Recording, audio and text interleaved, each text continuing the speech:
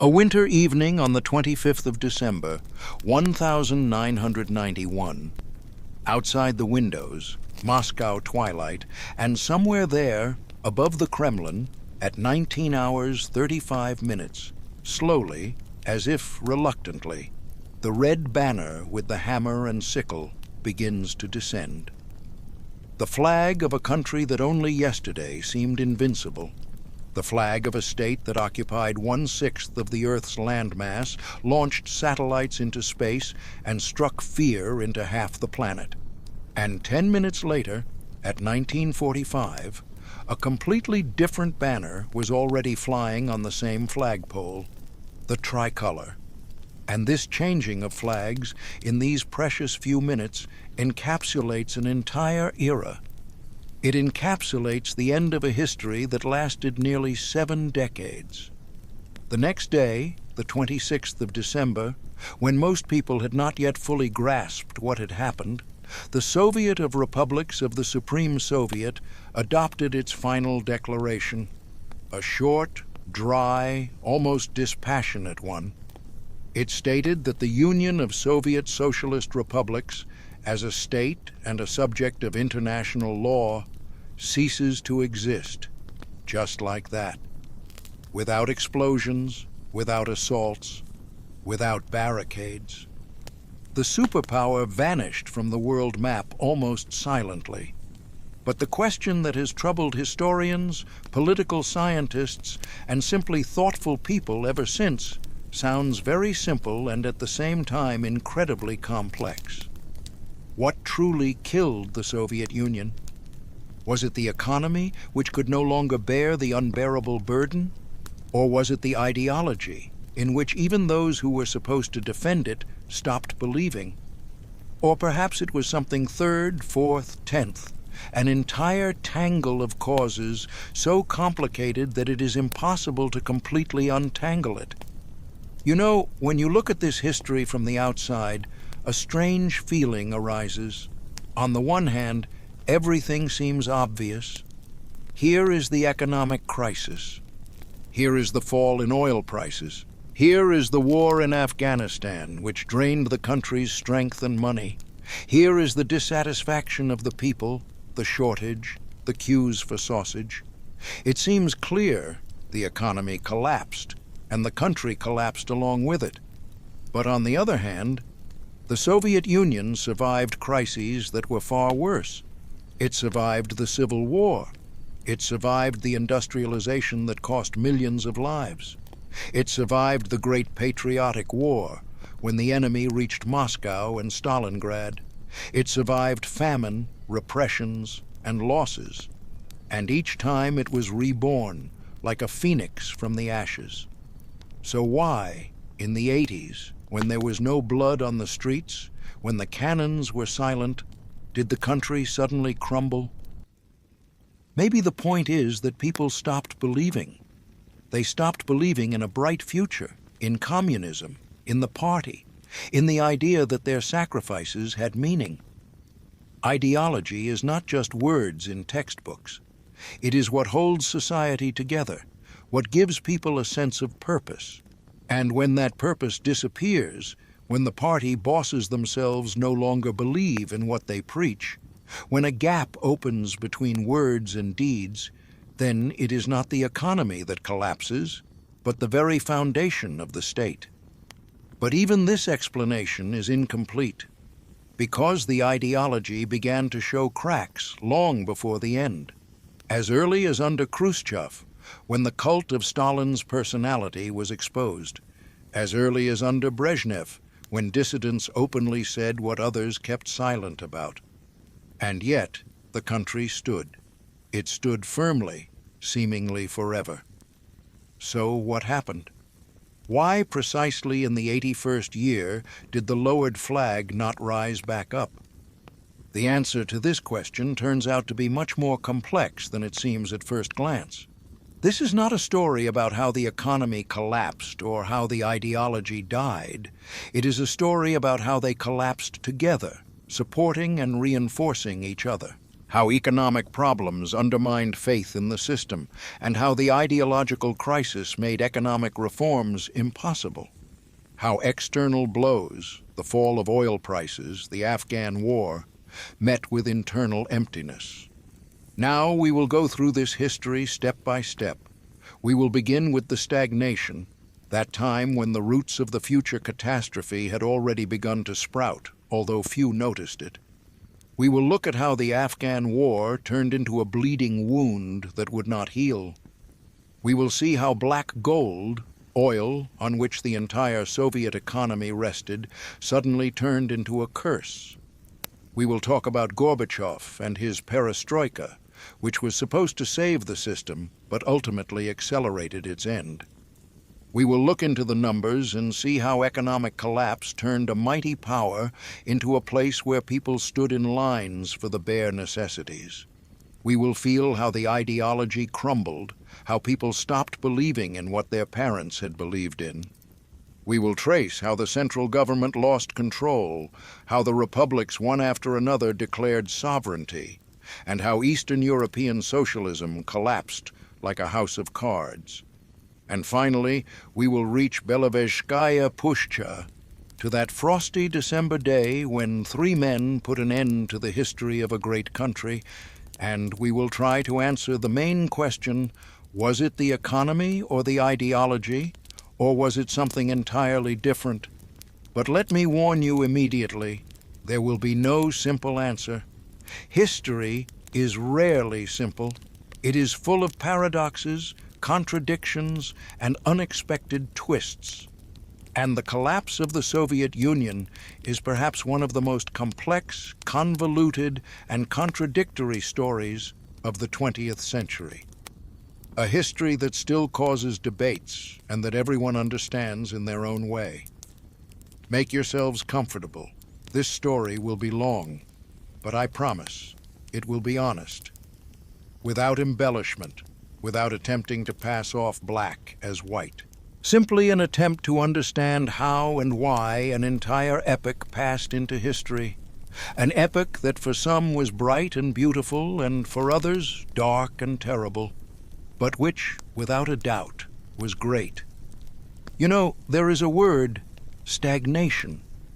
It entered history thanks to Gorbachev, who uttered it from the tribune of the 27th Party Congress when everything was already over. But the people who lived in those years, from the middle of the 60s to the middle of the 80s, did not consider their time stagnant at all. On the contrary, many recall it with nostalgia as the most stable and calm era in Soviet history. Imagine, after the storms of revolutions, the horror of war, and the unpredictability of Khrushchev's reforms, something resembling silence ensued. A quiet, measured life, where tomorrow was predictable and the future seemed clear and understandable.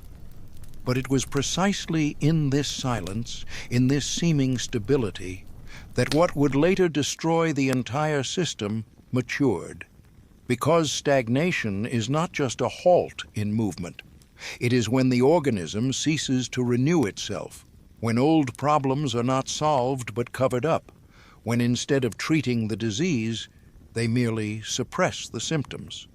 The story began quite interestingly.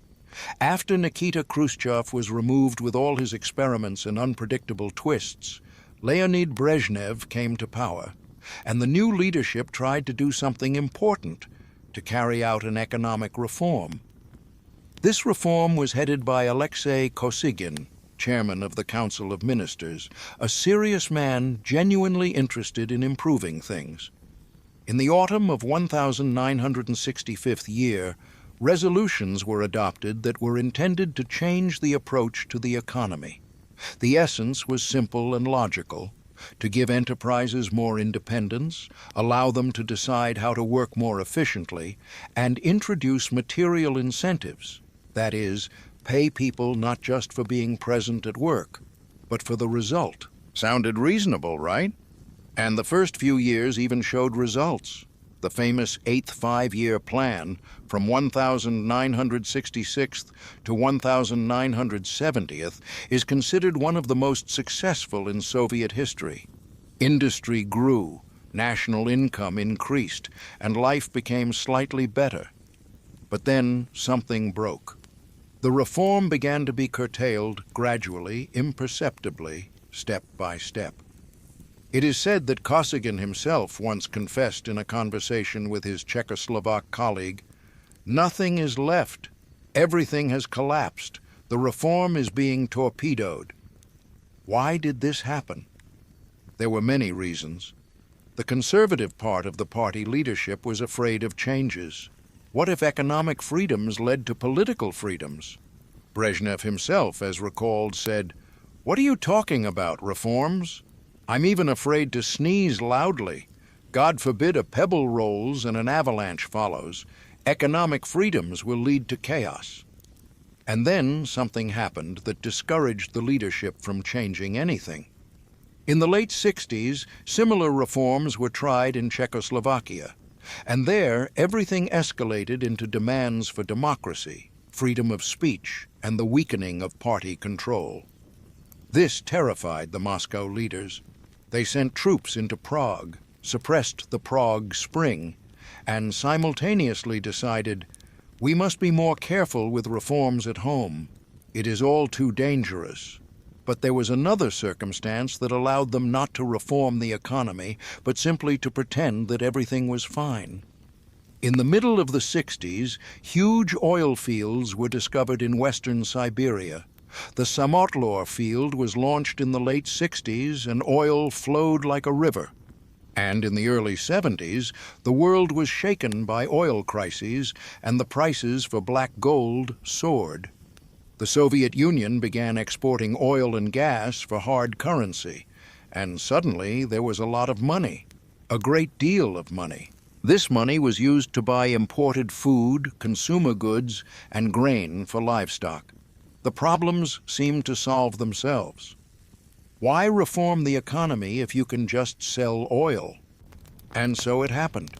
The country became addicted to the oil needle, and all talk about increasing efficiency, new technologies, and worker incentives gradually subsided. The economy continued to work according to old principles: plan, directives, strict control from above.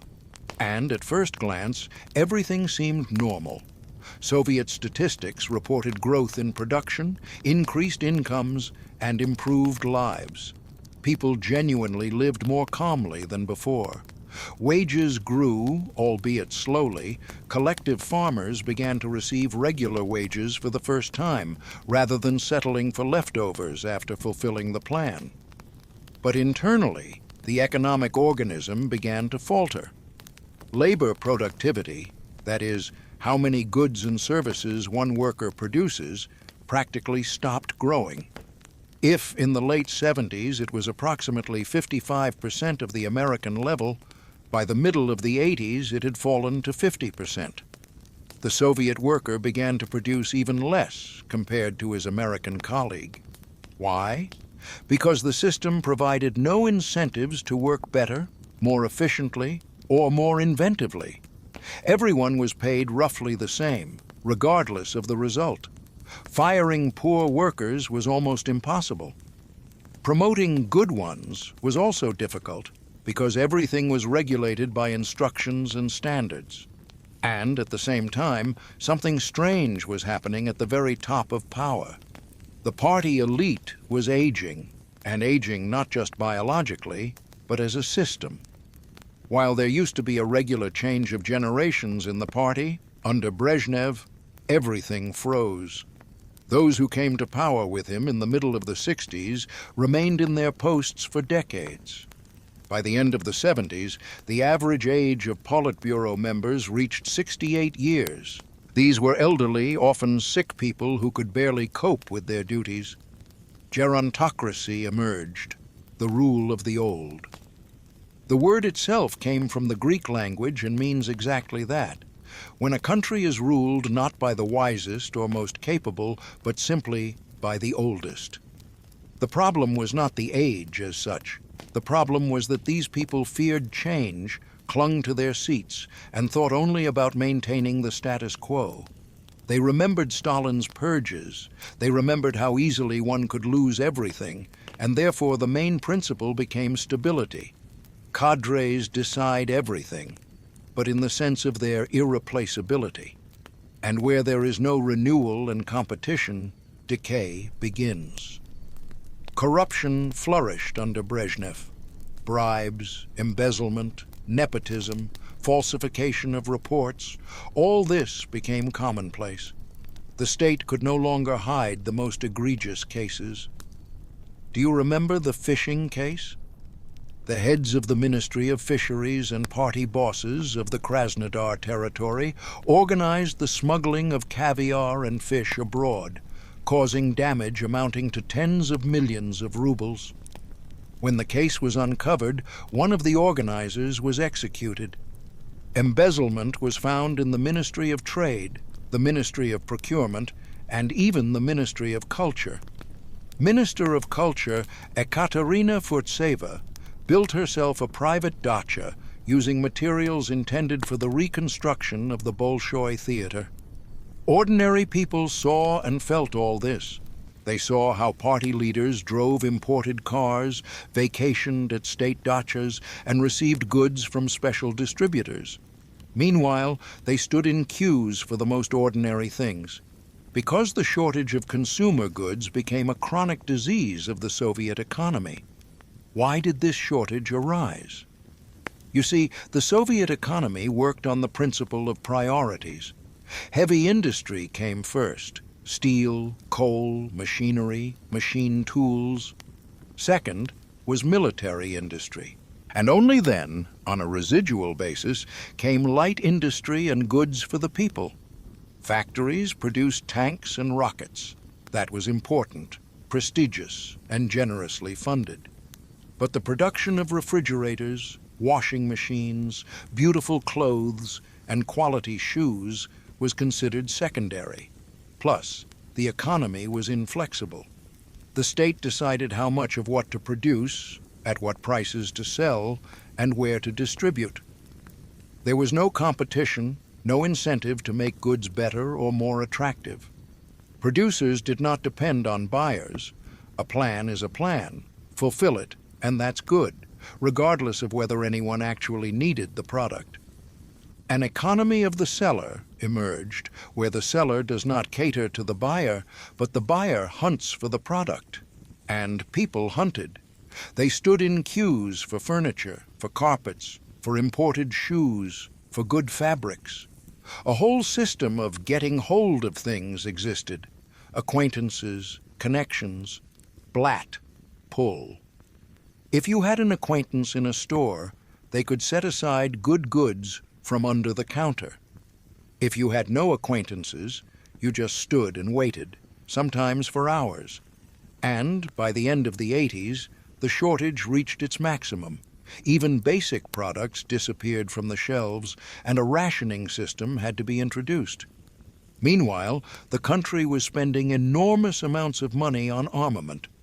The Cold War was underway, an arms race with the United States. The Soviet Union could not lag behind. It had to maintain nuclear parity, build new tanks, ships, planes, and rockets. Exactly how much was spent on defense is still unknown. These figures were a state secret. The official budget listed one set of amounts, but the real figures were much higher. Gorbachev later admitted that upon becoming General Secretary, he was shocked. Military expenditures constituted not 16% of the budget, as officially stated, but a full 40%. Almost half of what the country earned went to the army and defense industry. Of course, this could not but affect everything else. The best engineers, the best factories, the best resources went into the military industry. Civilian sectors received what was left. Instead of investing in computerization, new technologies for civilian life, and science that improved people's daily lives, everything went into the bottomless pit of military needs. And something else was happening in those years, something that was not spoken aloud, but everyone felt. People began to stop believing. Not everyone, of course, not the majority, but those who thought, who read, who compared promises with reality. A dissident movement emerged, people who disagreed with the official party line and dared to speak about it aloud. The beginning of the widespread dissidence is linked to two events: the trial of writers Daniel and Sinyavsky in the middle of the 60s, and the introduction of troops into Czechoslovakia in the late 60s. These events showed the intelligentsia that the thaw was over, that the screws were being tightened again, and that free thinking was not welcomed. And then the dissenters began to act, cautiously, underground, but persistently. They created samizdat. They typed prohibited books, poems, and articles on typewriters and passed them from hand to hand. The Erica typewriter, which could make 4 copies using carbon paper, became a symbol of this movement. People retyped and passed them on. Thus, the works of Solzhenitsyn, Sakharov, and émigré authors spread across the country. There was also tamizdat, when books were published abroad and then secretly brought into the USSR. There were few dissidents. It was not a mass movement, but their significance was enormous. They showed that the system was not all-powerful, that there were people ready to defend freedom of speech and conscience, even risking their freedom and life. The authorities fought them. They were fired from work, expelled from universities, arrested, sent to camps or psychiatric hospitals, and deported from the country. But dissidence did not disappear. It smoldered beneath the surface, reminding everyone that not all believed in a bright communist future. And so the country lived for these 20 years. On the outside, everything looked stable, even prosperous. People received wages, new houses were built, factories operated. But problems accumulated inside: an inefficient economy, dependence on oil prices, huge military spending, corruption in power, shortages of goods, falling productivity, latent dissatisfaction, and disappointment. All this resembled a house that looks strong from the outside, but cracks have already appeared in the foundation. As long as the weather is good, the house stands. But if a strong wind blows, it could collapse. That wind would blow very soon. But for now, in the late 70s, early 80s, it seemed that the stagnation could last forever. Brezhnev was still in power, oil money flowed like a river, and life went on as usual. No one knew that literally in a few years, all this would begin to crumble like a house of cards, struck by a careless movement. While the Soviet Union was slowly sinking into stagnation, events were unfolding on the southern borders that would soon overturn everything. In the late 70s in Afghanistan, a neighboring country that the USSR bordered across the Amu Darya and Panj rivers, turmoil began. Local communists from the People's Democratic Party carried out a coup and tried to build socialism in a country that still lived by the laws of tribes and religious traditions. Imagine a feudal society where most people are illiterate, where the power of the imams means more than the power of officials, and suddenly Marxism, atheism, gender equality, land reform. Afghans rebelled. Islamic fundamentalists, the Mujahideen, as they were called, warriors of faith, rose up against the new government. A civil war began, and the Afghan leadership, unable to cope with the situation, began to call on their Soviet comrades for help. There were many requests. They appealed for military assistance about 20 times, and each time the Soviet leadership refused. Leonid Brezhnev, already old and sick, in March 1979th year, summarized the discussion of the Afghan question. "It is not appropriate for us to get involved in this war now." He understood it would not be a quick operation, but a protracted conflict. But he added that the Afghans could be helped with everything necessary: money, weapons, advisors, just not with their own soldiers, not through direct involvement. But the situation developed rapidly. In the autumn of the same year, a murder occurred in Afghanistan. Prime Minister Hafizullah Amin ordered the arrest and killing of his rival, party leader Nur Taraki. This alarmed Moscow. Amin was unpredictable, cruel, and suspected of having ties to the Americans. What if Afghanistan ended up under U.S. control? What if American military bases appeared right on the Union's southern border? At that time, the Iranian Revolution had already overthrown the Shah, and Islamic fundamentalism was gaining strength throughout the region.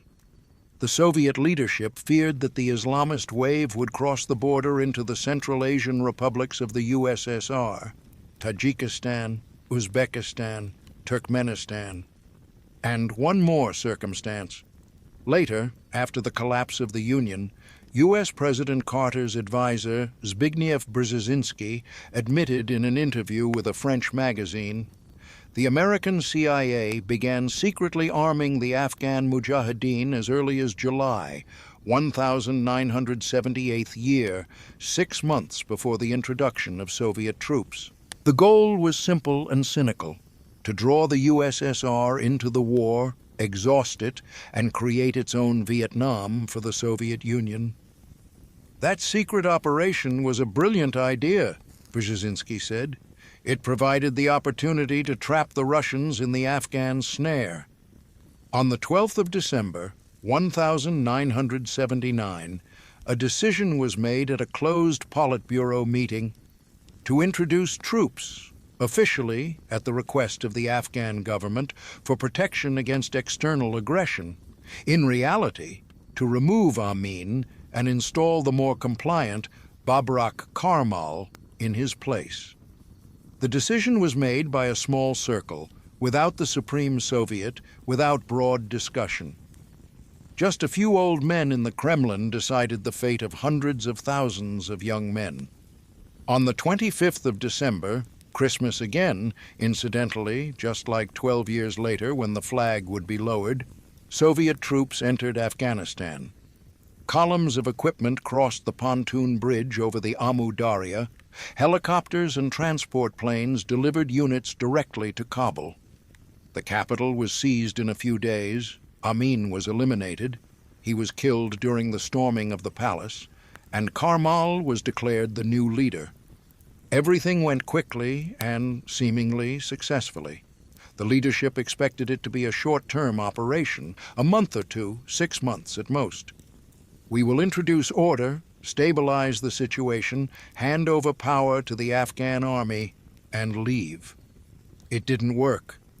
A war began, long, bloody, and exhausting. The Mujahideen did not surrender. They knew their mountains, every gorge, every trail. They fought using guerrilla tactics, attacking from ambushes, mining roads, shelling convoys, and hiding in the mountains.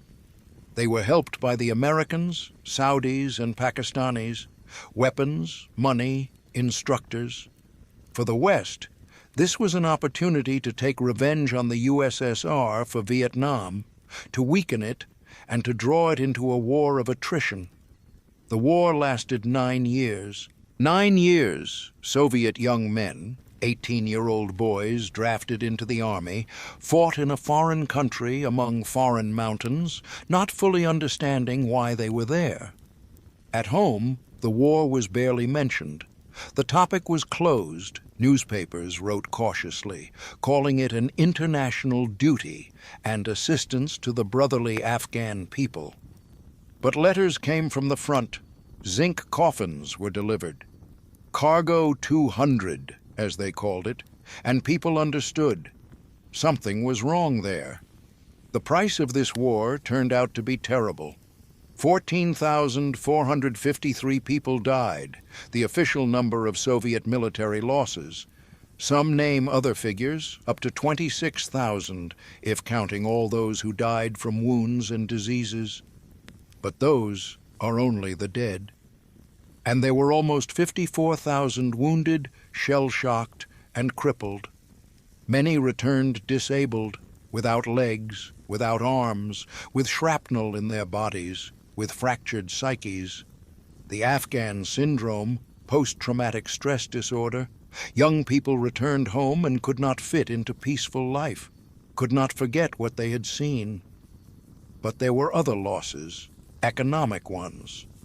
The war cost enormous amounts of money. Over 9 years, direct military expenditures amounted to about 50 billion rubles. Some estimate them slightly more modestly, about 30 billion. But even taking the smaller figure, these are still colossal sums. Every year, the war consumed approximately 3% of the country's gross domestic product. Doesn't seem like much? But those were the critical 3% that were lacking for the normal functioning of the economy. Every day, the war cost 2 million rubles. Just imagine, 2 million daily for the maintenance of troops, for weapons, ammunition, fuel, and provisions. In the late 80s, when the war was nearing its end, annual expenditures reached almost 4 billion rubles. Plus, huge funds went to support the Afghan army and economy, hundreds of millions of rubles annually. And that's not all. There were indirect losses. After the introduction of troops into Afghanistan, the Americans announced an embargo on grain supplies to the USSR. The Soviet Union could not feed itself. It had to purchase grain abroad, and the main supplier was the US. When supplies stopped, they had to look for other sellers, pay more, and lose time. The embargo cost approximately $2 billion in losses, plus political isolation. Many countries condemned the invasion. Some boycotted the 1980th year Moscow Olympics. The image of the USSR as a peacemaker was undermined. One can argue for a long time whether the Afghan war was the main reason for the economic crisis in the Union. Some experts say, no, the problems began earlier, during the years of stagnation, and the war only exacerbated them. Others argue it was precisely Afghanistan that was the last straw. Zbigniew Brzezinski was sure. The protracted war in Afghanistan from 1979th to 1989th years severely undermined the potential of the USSR. He directly stated, the war led to demoralization and ultimately to the collapse of the Soviet Empire. Americans believed they had managed to compel the Soviet Union to incur enormous expenditures of finance and material resources at a comparatively low price. U.S. Vice President Quayle noted with satisfaction, the events in Hungary, Poland, and the USSR itself are linked to the defeat in Afghanistan. Yegor Gaidar, the future reformer of the 90s, also argued, the Afghan war played a significant role in the death of the empire, undermining not only economic power, but also the very spirit of the Soviet Union. Because this was the first war that the USSR lost. The first in long decades when Soviet soldiers did not win, but simply left, abandoning the country into the hands of those they fought against. But the issue was not just money and not just military defeat. The war struck at the moral state of society. People saw how the state lied. They spoke of international duty, but the disabled and the dead returned. They spoke of helping a brotherly nation, yet Afghans shot Soviet soldiers. They spoke of a quick victory, but the war dragged on year after year. Young people did not want to go to war. Many tried to dodge the army, get a deferment, find a place in an institute or a factory just to avoid Afghanistan. And the war destabilized the economy. In a planned system where everything was itemized, calculated, and distributed, sudden military expenditures disrupted the balance. Resources that should have gone to the production of goods for the people went to the army. Enterprises began to stockpile just in case, lest they run short. The more they accumulated stocks, the fewer goods reached the stores. The shortage grew. Inflation, which in a normal economy is expressed by rising prices, took the form of shortage in Soviet conditions, empty shelves and queues. A strange picture emerged. The war was not critical by itself. 3% of GDP, that is not much. But those were the crucial 3% that were lacking at the decisive moment. Like an organism that is already sick but still holding on. And then an additional burden appears, not fatal, but enough to break the last defense mechanisms. On the 15th of February, 1989th year, the last Soviet troops left Afghanistan. General Boris Gromov, commander of the limited contingent of Soviet forces, was the last to cross the bridge over the Amu Darya back onto Soviet territory. The war was over, but its consequences, economic, political, and moral, did not end. Afghanistan turned out to be exactly the trap that Brzezinski spoke of. A trap that exhausted the country, undermined people's faith in the infallibility of the system, and sucked up resources so needed to overcome the crisis. And another blow awaited, a blow that would prove possibly even more destructive than the war. A blow delivered by the very nature of the economy, the laws of the market, which the Kremlin either did not know about or did not want to know about. A blow delivered by black gold, oil, on which they had relied so heavily, and which suddenly failed at the most inconvenient moment. Imagine a person who found a treasure, unexpectedly, successfully, at the most necessary moment. Gold flowing like a river. And instead of managing the wealth wisely, investing it, developing the business, creating something long-lasting, he just starts spending. On a beautiful life, on purchases, on patching budget holes. He gets used to easy money. And then the treasure suddenly runs out. And it turns out that he has nothing else, no skills, no production, no reserves, only the habit of living lavishly and empty pockets. This is roughly what happened to the Soviet Union in the 70s and 80s. Only instead of treasure, there was oil, the black gold of Western Siberia. It all started wonderfully. In the late 60s, Samotlor was discovered, a huge field in the Tyumen region, one of the largest in the world. Oil gushed forth. By the middle of the 70s, the Samotlor field alone yielded 87 million tons of oil per year, 18% of all Soviet production. Tatarstan broke records. The Kuibyshev region produced tens of millions of tons. New fields were discovered, and new derricks were built. In 1975th year, the Soviet Union rose to first place in the world in oil production. And the following year, it crossed the psychological mark of 500 million tons of production per year. Oil flowed for export to socialist countries, Poland, Czechoslovakia, East Germany, but most importantly, to Western countries which paid not in rubles or friendship, but in genuine hard currency, dollars and marks. And then an event occurred that turned Soviet oil into a real treasure. In 1973rd year, the global oil crisis erupted. Arab countries, members of OPEC, the Organization of Petroleum Exporting Countries, announced an embargo on oil supplies to Western countries that supported Israel in the next war. Prices instantly soared, jumping more than 2 times in 2 days. Europe and America suffocated without oil. Factories stopped, cars were left without gasoline, and panic began. And the Soviet Union was not part of OPEC. It had its own oil, lots of oil. And the Soviet leadership realized they could sell oil to Western countries at high prices, earning huge sums of money. That is how the country became addicted to the oil needle. The figures are impressive. If in 1970th year, revenue from oil exports was slightly more than $1 billion, by 1975th year, it had grown to $3.5 billion, and by 1980th year, already to over $15 billion, almost 15 times in a decade.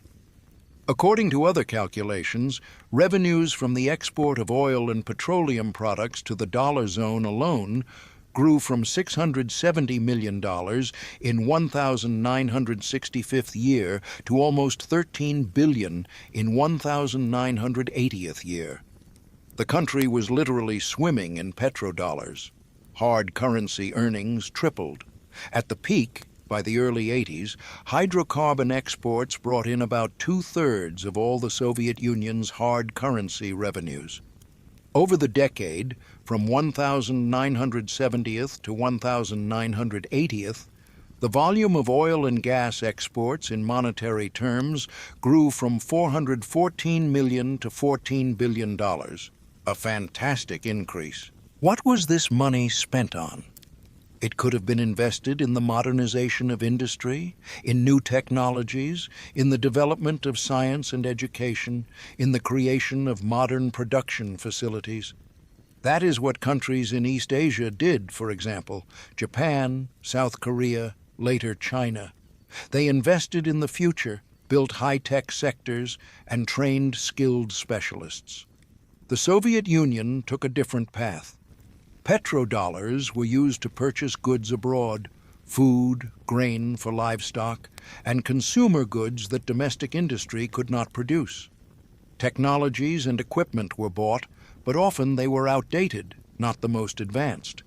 New oil and gas pipelines were built to pump even more raw materials for export.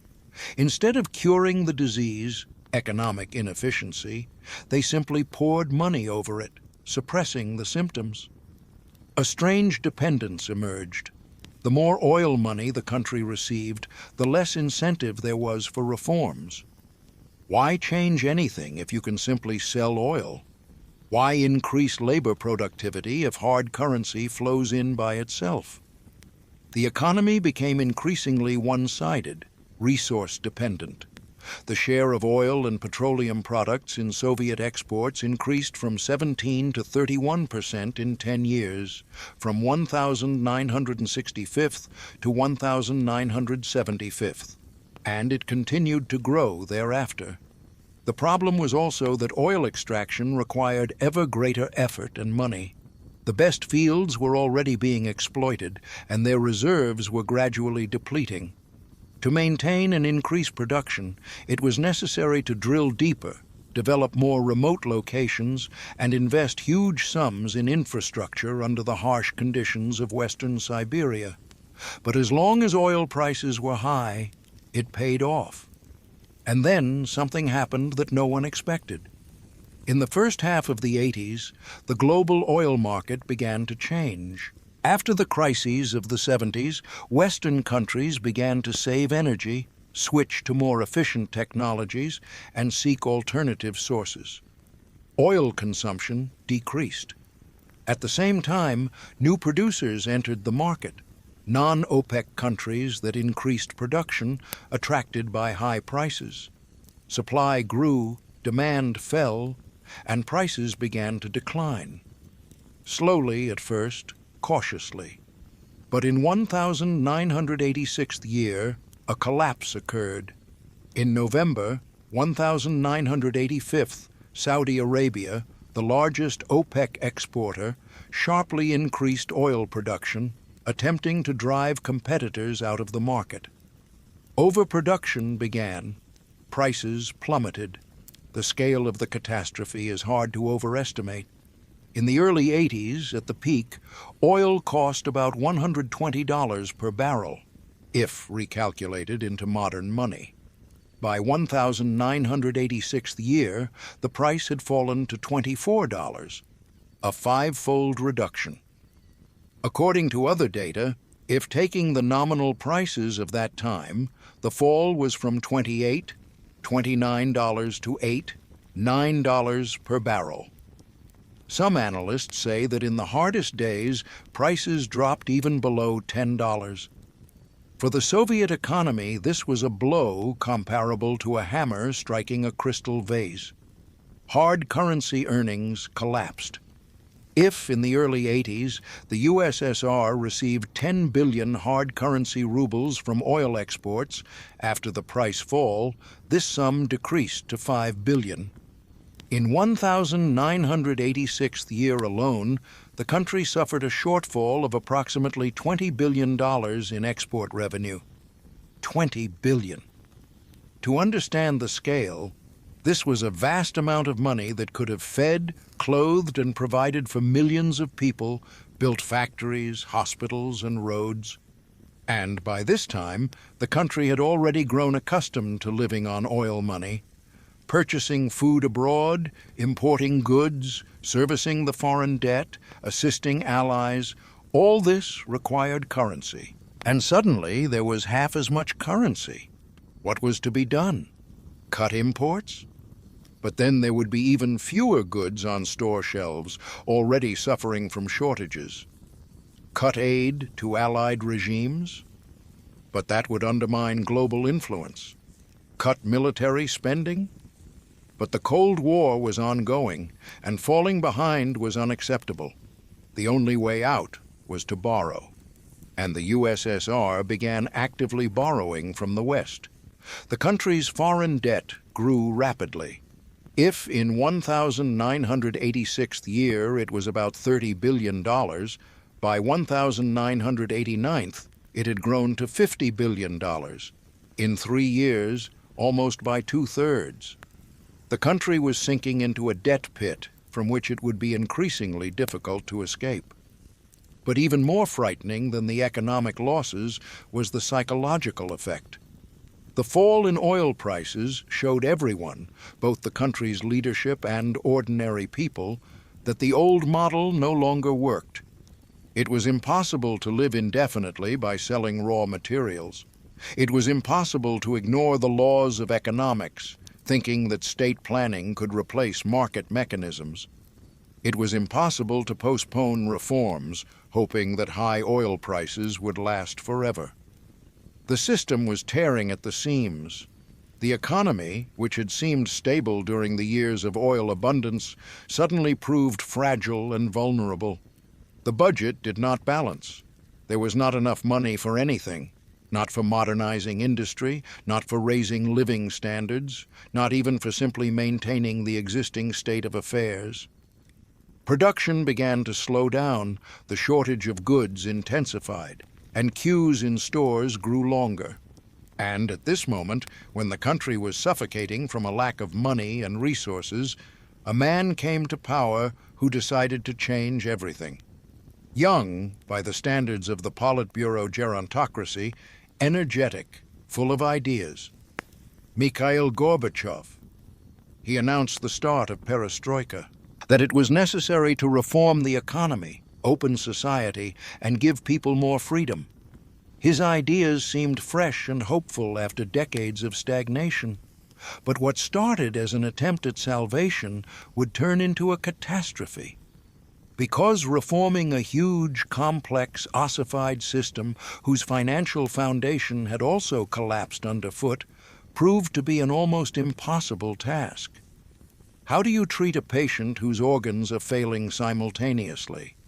How do you repair a ship that is already sinking? The oil shock exposed all the weaknesses of the Soviet economy. It showed that the empire stood not on a firm foundation, but on the shaky ground of global raw material prices. And when that ground was pulled out from under their feet, it became clear the fall was inevitable. The only question remained, how long the fall would last and how soft the landing would be. The answer to this question began to become clear very soon, when Gorbachev launched his reforms, not fully understanding what they would lead to. On the 11th of March, 1985th year, exactly at 5 o'clock in the evening, a new era began for 276 million residents of the Soviet Union. At an extraordinary plenum of the Central Committee of the party, Mikhail Sergeyevich Gorbachev was elected General Secretary. He was 54 years old, quite young by the standards of the Soviet Politburo, where the average age had long passed 70. After the 5-year period of lavish funerals, when general secretaries died one after another, Brezhnev, Andropov, Chernenko, the appearance of an energetic, fast-talking, smiling man seemed like a breath of fresh air. The night before, the 10th of March, when Chernenko died, Gorbachev walked for a long time with his wife Raisa in the garden near the dacha, despite the frost. They did not talk in the apartment. Walls have ears, as they say. He confessed to her, "You see, I came to Moscow with hope and faith that I could do something, but so far little has been achieved. Therefore, if I really want to change something, I have to accept the offer. You see, we cannot live like this anymore. We cannot live like this anymore." This phrase became his internal motto, and indeed, life was impossible. The economy was stuck. Oil prices were falling. The Afghan war dragged on endlessly. People stood in queues for the bare necessities. Party bosses were mired in corruption, and society was suffocating from lies and doublethink. Everyone, both the top and the bottom, understood that changes were needed. On the 23rd of April, 1985th year, at the April plenum, Gorbachev delivered a keynote speech. He openly declared substantial economic and social problems in the country. The Soviet economy seriously lagged behind the West. Labor productivity was 2.5, 3 times lower than in developed capitalist states. Many enterprises were poorly equipped with technology. Something had to be done. And he proposed a course of acceleration, accelerating the socio-economic development of the country. What was acceleration? Essentially, it was an acknowledgement of the USSR's backwardness compared to the leading countries of the world, and a new version of the old slogan, "Catch up and overtake." The idea was to modernize industry, introduce new technology, strengthen labor discipline, and increase the rate of growth of national income. In 1986th year, the Intensification 90 program was adopted, which envisioned the accelerated development of mechanical engineering and the active introduction of new technology into production. This was the first stage of Perestroika, from 1985th to 1987th years. Not very radical reforms, an attempt to speed up the existing planned economy using administrative methods. Essentially, they wanted to solve new problems with old tools. But already in these first years, something new appeared: Glasnost. For Gorbachev, Glasnost was a pragmatic policy. He inherited a system burdened by corruption and facing the threat of economic collapse. To secure support and pressure for reforms, he needed to allow the people to understand some of the problems that the party had so diligently concealed from society. During his first trip around the country, he unexpectedly stopped his car and walked out to the people, despite the security, just like that, to talk with people. Gorbachev would call this outing the first act of Glasnost in his memoirs. They began to publish materials that were previously unthinkable: criticism of shortcomings, exposure of corruption schemes, the truth about economic problems. And then something happened that changed Gorbachev and Perestroika itself forever. On the 26th of April, 1986th year, exactly at 1 hour, 23 minutes in the night, an explosion occurred at the 4th power unit of the Chernobyl nuclear power plant. The reactor went out of control. A huge amount of radioactive material was released into the air. This was the largest accident at a nuclear power plant in history. Few doubted the reliability of the Soviet peaceful atom. Faith in the nuclear program was part of the conviction that scientific and technological progress was the driving force of social transformation.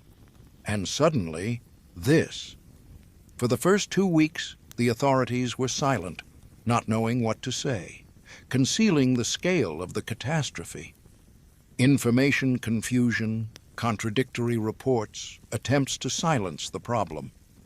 Gorbachev later admitted that much remained unclear even to the country's leadership. But the truth could not be hidden.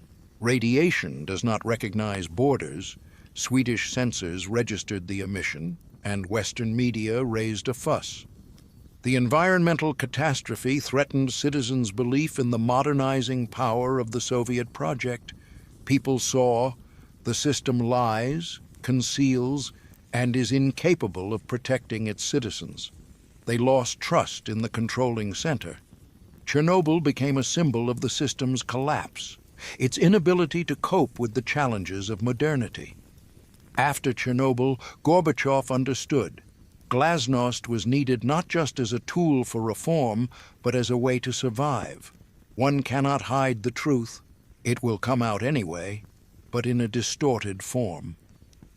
The second stage of Perestroika began from 1987th to 1989th years, the stage of radicalizing reforms. Glasnost opened the floodgates. Newspapers and magazines began publishing what was previously unthinkable: criticism of Stalin, exposure of repressions, the truth about the famine of the 30s, about the party's mistakes, about the real state of affairs in the economy. Banned books emerged from the underground: Solzhenitsyn, Pasternak, Zamyatin, Platonov. Their works began to be printed in thick journals, in huge print runs. Mikhail Gorbachev became the first and only leader of the USSR to be harshly criticized in the Soviet official press itself. Imagine criticizing the General Secretary was possible.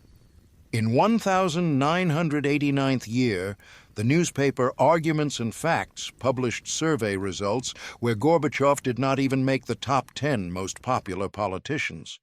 He was furious, demanding the dismissal of the editor-in-chief, Vladislav Starkov. But Starkov resisted, wrote to Western media, and a public campaign helped. He remained in office.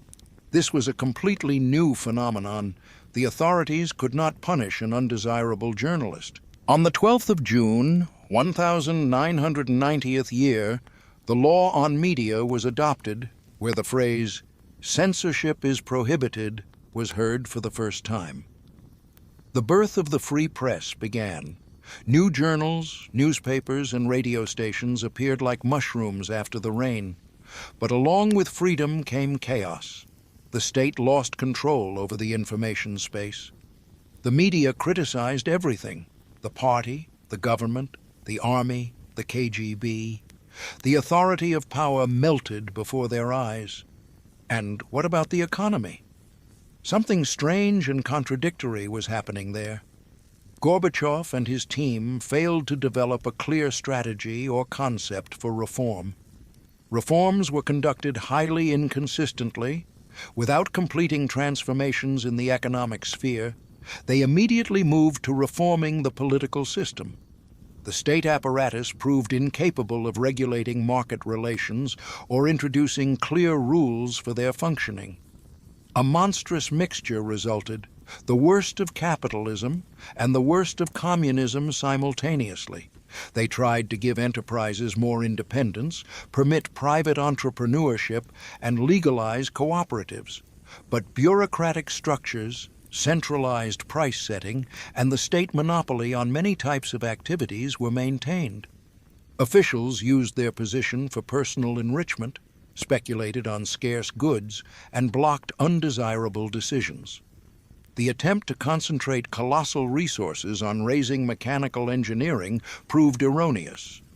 The lion's share of it consisted of military-industrial complex enterprises.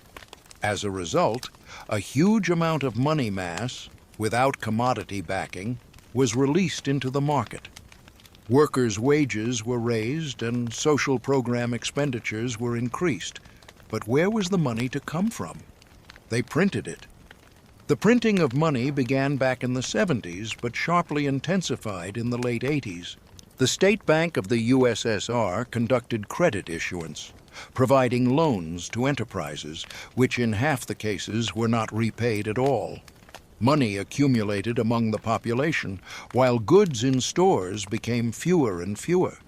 In 1991st year, monetary issuance was greater than in the last 15 years combined.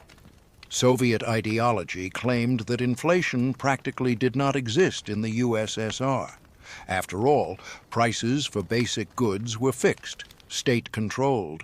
But inflation did not disappear. It took the form of shortages and queues. The more money was printed, the fewer goods remained in stores.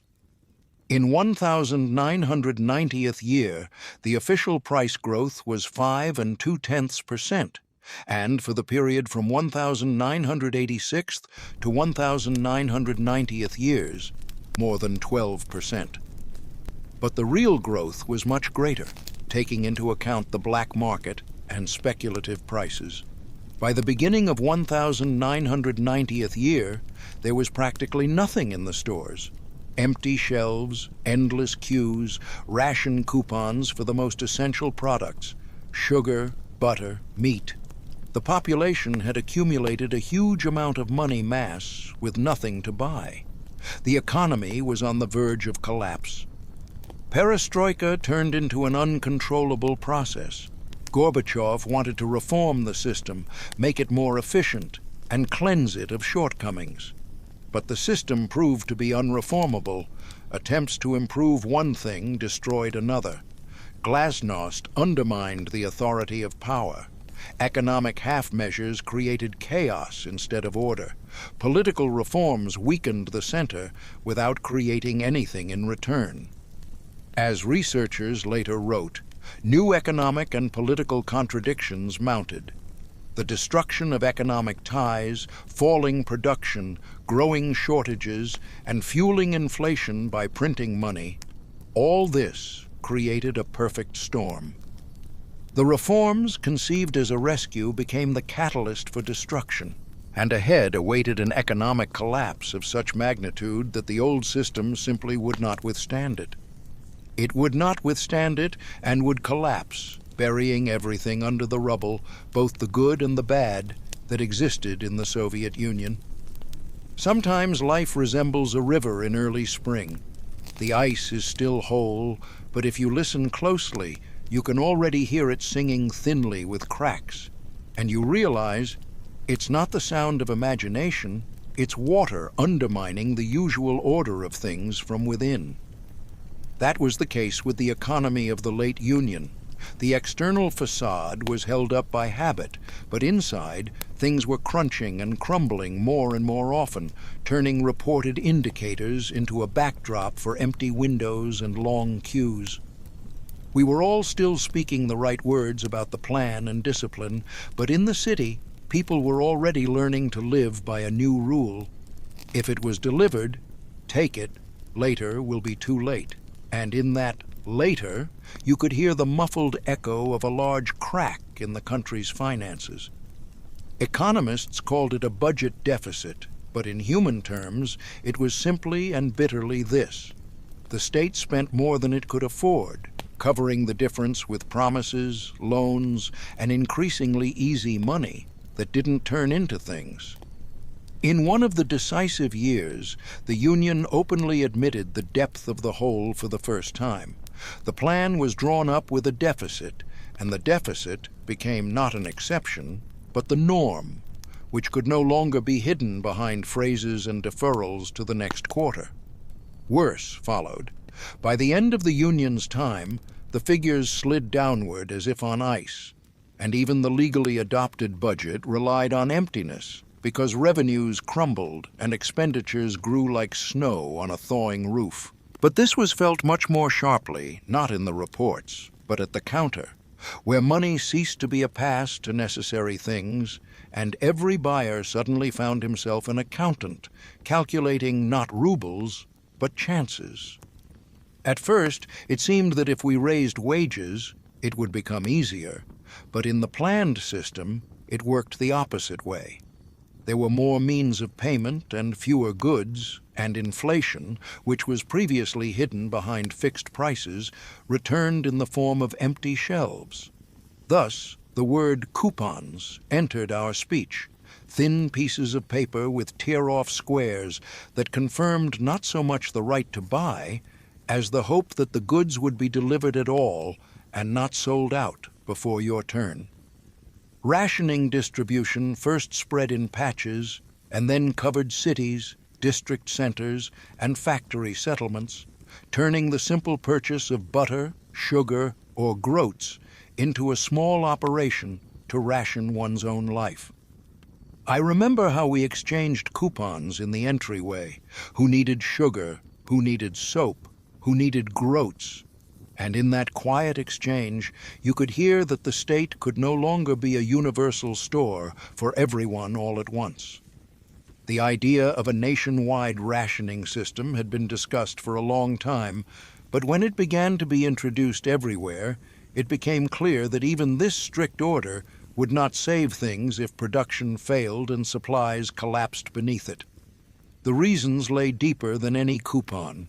Cracks spread through the ties between the republics, and the usual routes from here to there began to break down because everyone thought primarily of themselves and their own warehouse.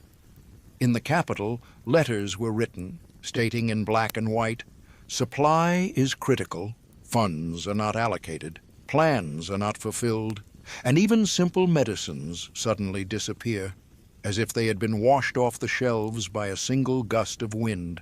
Behind this blizzard of shortages lay the exhaustion of the financial machine. Revenues were not coming in, republics argued with the center, the war of budgets became an almost everyday expression, and the holes were plugged with issuance. That is, the printing press working faster than common sense.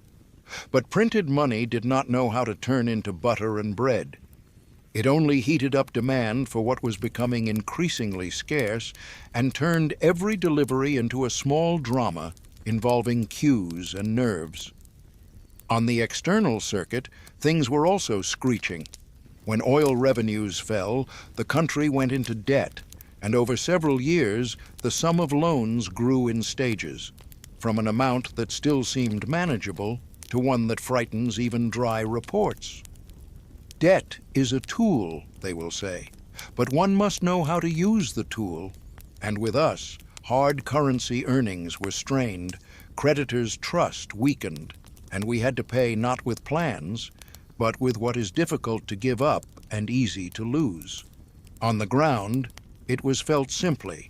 Either parts for equipment didn't arrive, or the grain import fell through, or there was simple silence instead of medicine in the pharmacy, and again, a queue in which no one knew how it would all end.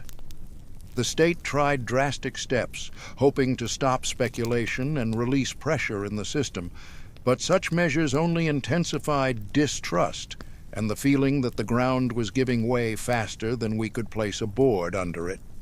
Meanwhile, official rhetoric caught up with reality. First, they acknowledged a slump. Then they started talking about the complete collapse of financial mechanisms, and then about price jumps that no one could command back to earth. The standard of living shrunk like a wool sweater in water that was too hot. Yesterday it still fit. Today the sleeves are short, and no matter how much you stretch it, it shrinks again. And yet the main thing was not in the wallet, but in the head. When money stops working as a promise of future purchase, people begin to feel that tomorrow itself is dissolving, like sugar in boiling water. It's sweet only for the first moment, and then empty. Thus, the economy, which for a long time seemed separate from politics, approached it closely and nudged it, forcing decisions for which neither textbooks nor previous experience had prepared anyone. Where the center used to simply send out funds and plans, bargaining and refusals began, and the binding fabric of the economy tore, leaving everyone with their own peace and the question, how to live with this now? The truth is that we reached the limit not from ill will or someone's fatal mistake, but because the system treated symptoms with resources for too long and addressed the causes too late. And when the resources were gone, it became visible that the house stood on damp soil. And next awaited politics, no longer as a slogan, but as an attempt at salvation. Someone decided that it was easier to survive alone than all together, and the economic crack spread across the map, turning a country bound by a common treasury into a set of independent wallets. In memory, however, remained not the numbers, but the sounds and smells of that time, the rustle of coupons, the murmur of queues, whispered conversations near shop windows, and that special feeling when you rely not on the plan, but on luck, and you understand that you cannot live like this for long. There is a word, somewhat strange, as if from an Orwell novel, but it very accurately describes how we lived in the last decades of the Union: doublethink. This is when you say one thing and think another, and between the public language and the inner voice lies an abyss which you cross out of habit without even noticing. At the meeting, you utter the correct words about the party, the plan, and the communist future, and in the evening at home, in the kitchen, smelling of tea and lit by a single lamp, you tell something completely different about queues, shortages, injustice, about what you really think. And this was not betrayal or hypocrisy in the pure sense. It was survival, a way to adapt to a system where sincerity cost a career and sometimes freedom. Thus, gradually, imperceptibly, year after year, the very fabric of ideology was eroded. In the 70s and 80s, Marxism-Leninism was still studied in schools and institutes, quotes from the classics hung in factories and institutions, but these words became empty, like a shell without a kernel. Society ceased to perceive ideological doctrines as something alive, capable of providing answers to the real questions of life. This was similar to resource depletion, as they say about an old battery or a worn-out mechanism. Soviet ideology had not been updated for many years, had not rethought new realities, had not responded to the challenges of the time.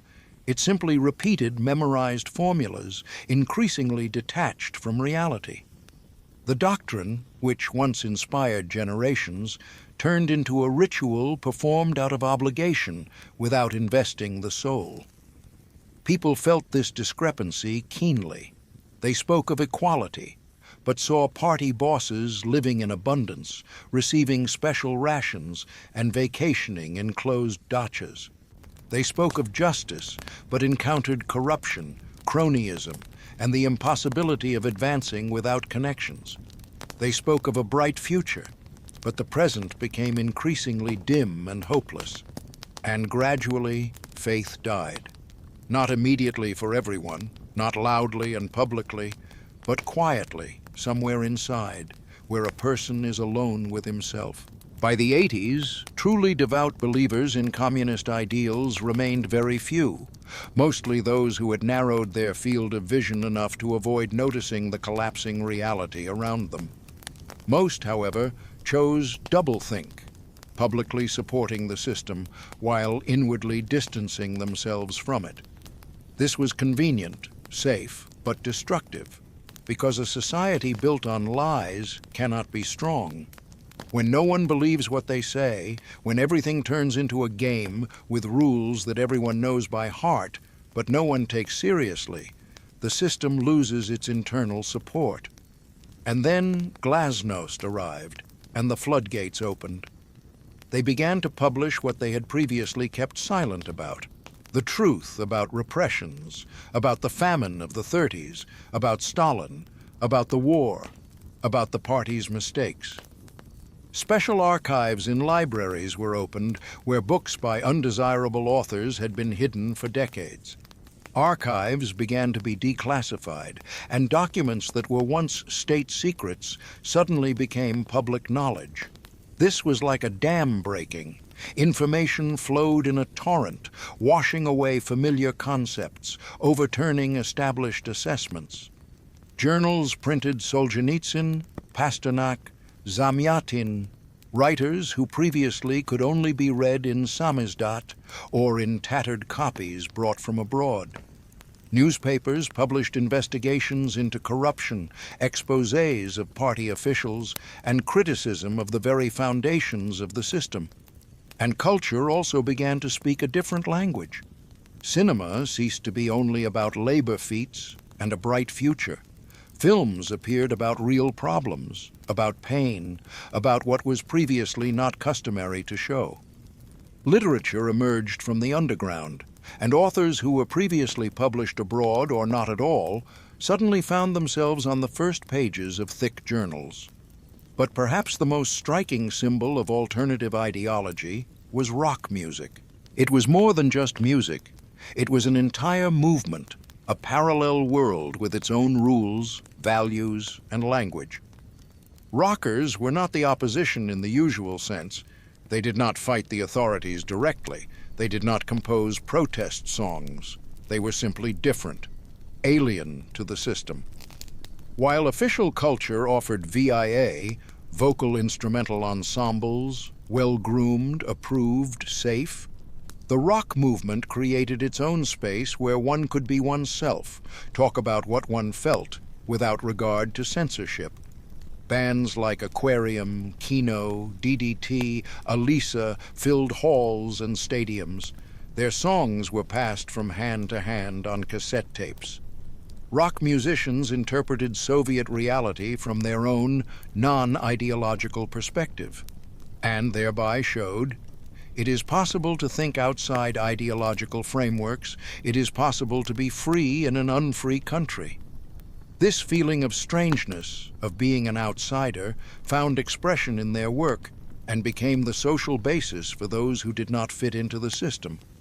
Rockers created their own space-time, their own sphere of interaction within Soviet society, and this sphere worked like a funnel, drawing in more and more youth. And in the very heart of the system, in the Communist Party, a split also began. In the summer of 1988th year, at the 19th All-Union Party Conference, an open clash occurred between supporters and opponents of reforms. The party split into platforms. There were conservatives who wanted to preserve the system in its unchanged form. There were reformers who wanted to go further than Gorbachev, and there was the majority that wavered between the two poles, not knowing whom to support. Yegor Ligachev, one of the leaders of the conservative wing, sincerely believed that Perestroika should improve the Soviet system, not destroy it. He wanted to continue Andropov's course, establish order, strengthen discipline, cleanse the party of corruption, but preserve the foundations of the system. The experience of China, he said, shows that the system can be reformed without breaking it down. But Gorbachev and his circle went further. They wanted not just to improve the system, but to change its nature. And conservatives felt that the ground was slipping from under their feet, that the party was losing control, that everything was going off course. In the spring of 1989th year, elections for the Congress of People's Deputies were held, and for the first time in decades, these were real elections, with alternative candidates, with struggle, with unexpected results. Party bosses lost. Independent, critically minded people won. The Interregional Deputy Group was formed, a faction of Democrats who openly opposed the party's policy. And on the 14th of March, 1990th year, something happened that seemed impossible just recently. The Congress of People's Deputies adopted a law that excluded the 6th article, the one that spoke of the leading and guiding role of the CPSU, from the USSR Constitution. The party's monopoly on absolute power came to an end. For many, this was an attempt to save the country. to give way to new forces, allow political competition, and build a real democracy. For others, it was the beginning of the end, the moment when the core holding the entire system together was removed, and everything began to crumble. An independent representative power, separate from the CPSU, was formed, and the party itself turned into one of many, albeit the largest. Dozens of new political parties and movements began to form: democratic, liberal, nationalist. In July, 1990th year, the 28th Congress of the CPSU took place, the party's last Congress. And it showed how deep the crisis was. Delegates split into several platforms, arguing, accusing each other, and the most radical reformers, including Yeltsin, left the party right at the Congress. The party lost members en masse. People tore up their cards, no longer seeing any point in remaining in an organization that had lost both the moral right and the ability to govern the country. Facts of abuse of power, corruption, and nomenclatura privileges came to light, and this finally undermined trust. Thus, the ideology that once inspired millions, which was the core of a huge state, exhausted itself, depleted itself, and turned into an empty shell. People stopped believing, not because they became worse or stupider, but because life showed the discrepancy between words and deeds, promises and reality. And when faith leaves, only inertia remains, which can keep the system afloat for some time, but not forever. Both the economic crisis and the political paralysis occurred against the backdrop of this ideological collapse. Everything was interconnected. The economy did not work because people did not believe in the system, did not want to work for empty promises. Politics stalled because the government lost legitimacy, and there was no alternative yet. And the ideology collapsed because it failed to answer the challenges of the time, failed to give people what they needed, not just slogans, but meaning, hope, and faith in the future. Thus, the country reached a point where the old had already died and the new had not yet been born, and in this interval, in this uncertainty, what would complete the collapse began: the national explosion, the parade of sovereignties, the desire of republics to leave the Union and live their own lives. Sometimes the organism continues to live even when the nervous system can no longer cope. The body still moves by inertia, but commands from the center arrive late, confusedly, contradictorily, and sometimes do not reach the extremities at all. This is roughly how the Soviet Union looked in the last years of its existence. A huge country, spread over 1/6 of the Earth's landmass, suddenly discovered that the central government could no longer govern the outskirts, and the outskirts were increasingly unwilling to obey the center. This was the third stage of Perestroika, from 1989th to 1991st years, the most dramatic, when it became clear that the process was out of control and was rolling toward a place no one had planned. If the first years were an attempt to accelerate the economy, and the second were an attempt to emancipate society through Glasnost, the third stage became a time of disintegration of all ties that held the country together. Mikhail Gorbachev, who began as a reformer and the nation's hope, found himself in a strange position by the end of the 80s. He was criticized from the right, the left, the top, and the bottom. Conservatives accused him of dismantling the country and betraying the ideals of socialism. Radical reformers reproached him for indecision and half-hearted transformations. The people lost patience, looking at empty stores and queues. And regional leaders sensed the center's weakness and began pulling the blanket onto themselves. By 1989th year, Gorbachev had lost leadership in the reforms. The initiative shifted to others, to Boris Yeltsin, who became a people's tribune and a symbol of decisive change, to the leaders of the republics, who understood that they could demand more independence, and to democratic movements that wanted not the improvement of socialism, but its complete rejection. Gorbachev tried to maneuver between these forces, maintaining balance, but balancing became increasingly difficult. The point of equilibrium shifted so quickly that it was impossible to keep up. Internal opposition began within the party, paralyzing decision-making. At the 19th Party Conference in the summer of 1988th year, an open clash occurred between supporters and opponents of reforms, and from that moment, the unity of the CPSU was lost forever. The party split into platforms and factions that pulled in different directions. Yegor Ligachev and his supporters wanted to slow down, return to order, and preserve the foundations of the system. They looked at China, where the communists managed to carry out economic reforms without political liberalization, and thought, why can't we do the same? Others, radical reformers, believed that they had to go all the way, break the old system, and build a new one, even if it was painful and scary. And Gorbachev tried to stay in the middle, but it is impossible to stay in the middle between two diverging banks. Sooner or later, you fall into the water. The positions of reformers within the party weakened with every month, because the party apparatus, the nomenclatura, and officials at all levels felt threatened. They understood, if the reforms went all the way, if privileges were abolished, if real competition and democracy were introduced, they would lose power, status, and material well-being. And they resisted. Not loudly, not openly, but quietly, bureaucratically. They delayed decisions, sabotaged instructions, and used their position for personal gain. After all, the Soviet system was built so that officials had enormous power over resources and opportunities, and this power gave them a chance to block undesirable changes.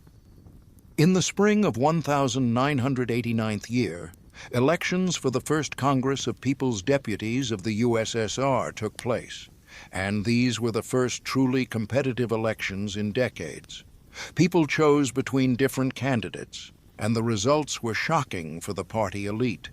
Many party secretaries, ministers, and generals lost to little-known scientists, writers, and human rights activists. Bright figures appeared at the Congress: Andrei Sakharov, Yuri Afanasyev, Gavril Popov, Anatoly Sobchak, people who were not afraid to criticize the authorities and demand radical changes. The Interregional Deputy Group was formed, a faction of Democrats who openly opposed the conservative majority. Academician Andrei Sakharov, the great physicist and human rights activist, spoke at the Congress with a proposal that many considered seditious. He suggested transforming the USSR into a confederation of free republics, bound not by rigid centralized power, but by voluntary agreement. He said that this was the only way to preserve unity, not through coercion, but through consent, not through commands from the center, but through mutual respect for interests. But they did not listen to him. More precisely, they heard him, but were frightened, because a confederation would mean rejecting the very unitary centralized structure that was the essence of the Soviet Union. The federal structure had always been just a cover for a unitary state, where everything was decided in Moscow, and the republics were merely administrative units. And if they rejected this principle, acknowledged the republics as equal subjects capable of deciding their own fate, then what would remain of the Union? This fear was not unfounded.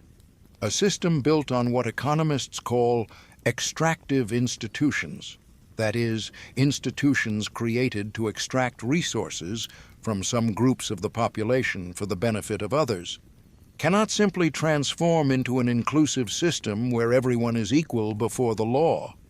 The party nomenclatura, the KGB, the army, factory directors, and regional committee secretaries, all were part of this extractive system and benefited from it. Rejecting it threatened their very existence as a class. On the 14th of December, 1989th year, Andrei Sakharov died. His heart could not withstand the strain of recent years, and with his death, the last hope of finding a compromise between preserving the Union and the freedom of the republics vanished. Meanwhile, the center lost authority with every passing day. Decrees from Moscow were poorly executed and sometimes ignored entirely. Republics adopted their own laws, declaring them superior to the Union laws. This was called the Parade of Sovereignties, and it began as early as 1988th year with the Baltic republics. First timidly, cautiously, but with every passing month, the republics asserted their rights more boldly. Boris Yeltsin, elected chairman of the Supreme Soviet of the RSFSR, the largest republic, forming the basis of the Union, on the 29th of May, 1990th year, became the personification of this process. The vote was tense, dramatic. The decision was only made in the third round, and Yeltsin was voted for by 535 deputies, with 531 needed, a difference of just 4 votes. Against, 502 votes.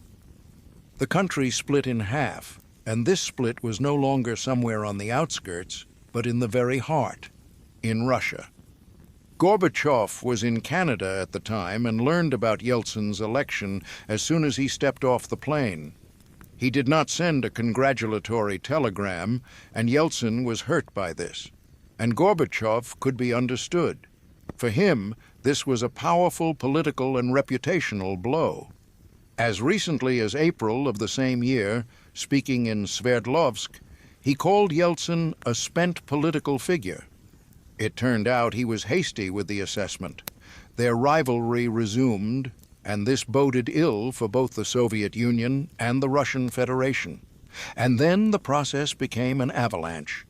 On the 12th of June, 1990th year, the First Congress of People's Deputies of the RSFSR adopted the Declaration of State Sovereignty of Russia.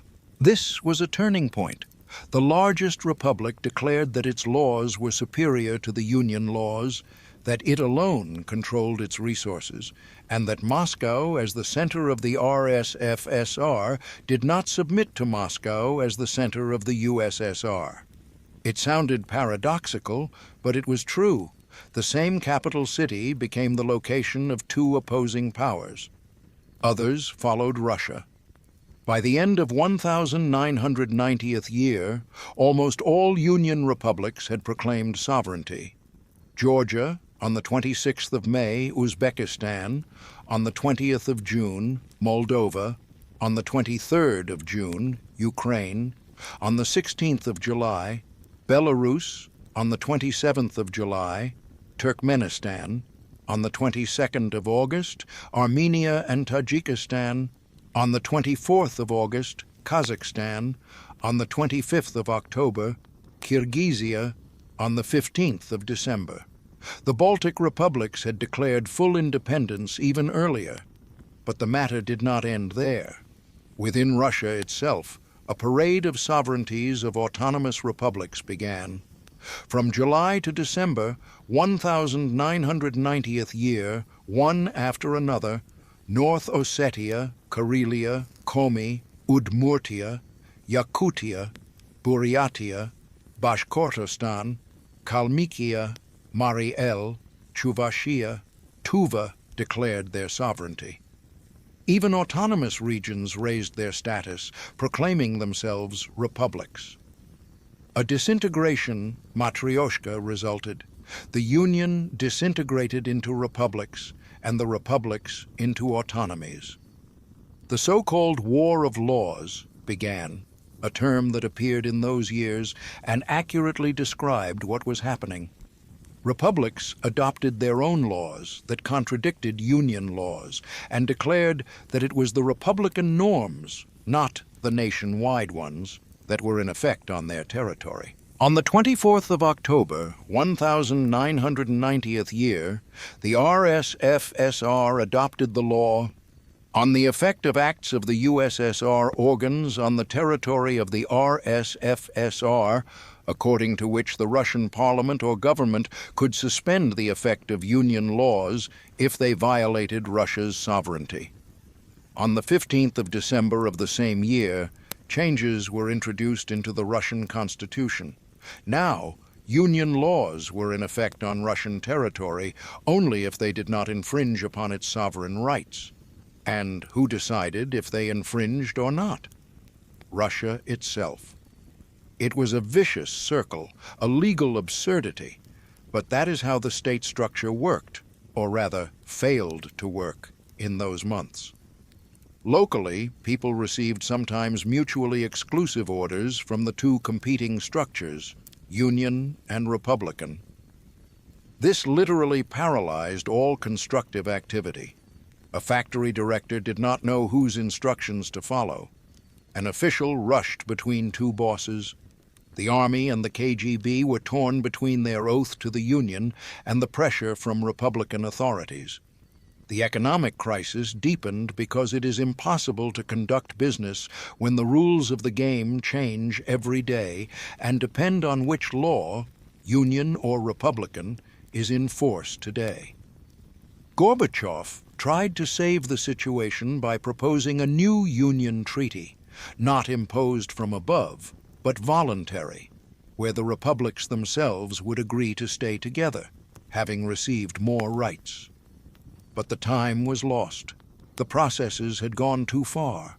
The republics had already tasted independence and did not want to return to the old subordination, even a softened one. And the central government grew weaker and weaker. Gorbachev found himself between a rock and a hard place. Conservatives accused him of dismantling the country, Democrats of indecisiveness, republics of attempts to preserve the imperial center. He established the post of president of the USSR, hoping to strengthen his power, but this did not help. Power is measured not by position, but by the real ability to govern, and this ability melted like snow under the spring sun. Officials at all levels used the chaos to their advantage. When it is unclear who is in charge, one can maneuver, profiting from uncertainty. Enterprise directors re-registered property to themselves. The party nomenclatura transformed into a business elite, privatizing what was previously called national property. The system was collapsing not only from above, from the confrontation between Gorbachev and Yeltsin, but also from below, from millions of small decisions by people who no longer believed in the rules of the game and played by their own. Thus, political paralysis complemented the economic collapse and ideological failure. The country lived in a state of suspension. The old no longer worked, the new had not yet been born, and between them was emptiness, in which everyone survived as best they could. And in this emptiness, what would complete the collapse matured. A national explosion, a parade of sovereignties at a new level, the desire of nations not just for greater autonomy, but for complete independence. Because if the center cannot govern, if laws do not work, if everyone is for himself, why stay together at all? Imagine a row of dominoes, lined up one after another across Europe, from the Baltic to the Adriatic, from Poland to Bulgaria. For decades they stood motionless, held down by a heavy hand, and it seemed that it would always be this way. And then suddenly the hand released, and the first domino wobbled, knocked the second, that the third, and the process started by itself, unstoppable now, gaining speed with every moment. This is exactly what happened in 1989th year with the countries of the so-called socialist camp, the Eastern Bloc, as it was called in the West. These states, Poland, Hungary, Czechoslovakia, East Germany, Romania, Bulgaria, were formally independent, but in reality they submitted to Moscow, lived by its directives, copied its model, and depended on its military and economic support. Once, back in the 50s, Hungary tried to break free from these embraces, and the Soviet Union sent tanks there, brutally suppressing the uprising. In the 60s, the same thing happened with Czechoslovakia. The Prague Spring, an attempt to build socialism with a human face, ended with the invasion of Warsaw Pact troops. After that, the so-called Brezhnev Doctrine arose, the unspoken rule that the Soviet Union had the right and obligation to interfere in the internal affairs of socialist countries if the system was threatened there. This rule acted like an invisible chain. Every country knew that if it tried to leave, if it tried to change something radically, the tanks would come. And this knowledge hampered movement, forcing them to endure, to submit, even when everything inside was boiling with disagreement. But Mikhail Gorbachev, upon coming to power, decided otherwise. His policy of new thinking implied rejecting the use of force, respecting every country's right to choose its own path. In the West, this was dubbed the Sinatra Doctrine, after the famous singer who performed the song My Way. The essence was simple. Let every country do as it sees fit, and Moscow will not interfere. Gorbachev sincerely believed that socialism could be reformed, made attractive and efficient, and then the Eastern European countries would themselves want to remain in the socialist commonwealth. He did not understand, or did not want to understand, that as soon as the fear of Soviet tanks was removed, the entire structure would collapse. And it collapsed. It began in Poland, where the independent trade union movement Solidarity, led by electrician Lech Walesa, emerged in the early 80s. The authorities suppressed it, introduced martial law, and arrested the leaders. But the movement did not die. It went underground and waited for its hour. In the spring of 1989th year, Polish communists, seeing that the country was on the verge of economic collapse, agreed to negotiations with the opposition. The result was an agreement to hold partially free elections. Some seats in parliament were contested in open competition, and Solidarity won a crushing victory, taking all possible seats. By the end of the summer, a cabinet of ministers was formed, headed by Tadeusz Mazowiecki, a representative of Solidarity, the first non-communist government in Eastern Europe in 40 years. While these changes were happening in Poland, Hungary was experiencing its own quiet miracle. Hungarian authorities began dismantling border fortifications on the border with Austria, the barbed wire that symbolized the Iron Curtain separating Europe into two parts. On the 2nd of May, 1989th year, the dismantling of the barriers began. And in August, the Hungarians opened the border for refugees from East Germany, who flocked through Hungary and Austria to the west. This became a catastrophe for East Germany, the GDR, the German Democratic Republic. Thousands of East Germans fled, not believing that the authorities would actually allow them to leave. Those who remained took to the streets, demanding change, freedom, and the right to travel. In the autumn, protests engulfed the entire country. In Leipzig, Dresden, and Berlin, hundreds of thousands of people demonstrated, chanting, "We are the people." On the 9th of November, 1989th year, something happened that changed the world. The GDR authorities, unable to withstand the pressure, announced the opening of the borders with West Berlin. Thousands of Berliners, both east and west, flooded to the Berlin Wall, that terrible symbol of divided Europe. People climbed the wall, hugged, cried, sang, and danced. Someone started hitting the concrete with hammers, chipping off pieces as souvenirs. The wall fell, not from tanks, not from explosions, but simply because people stopped being afraid of it. This was the moment when the old world ended and the new had not yet begun, and in this gap there was joy, euphoria, and a sense of miracle. West German Chancellor Helmut Kohl came to Dresden and was greeted as a hero, although he did nothing heroic. He simply found himself in the right place at the right time.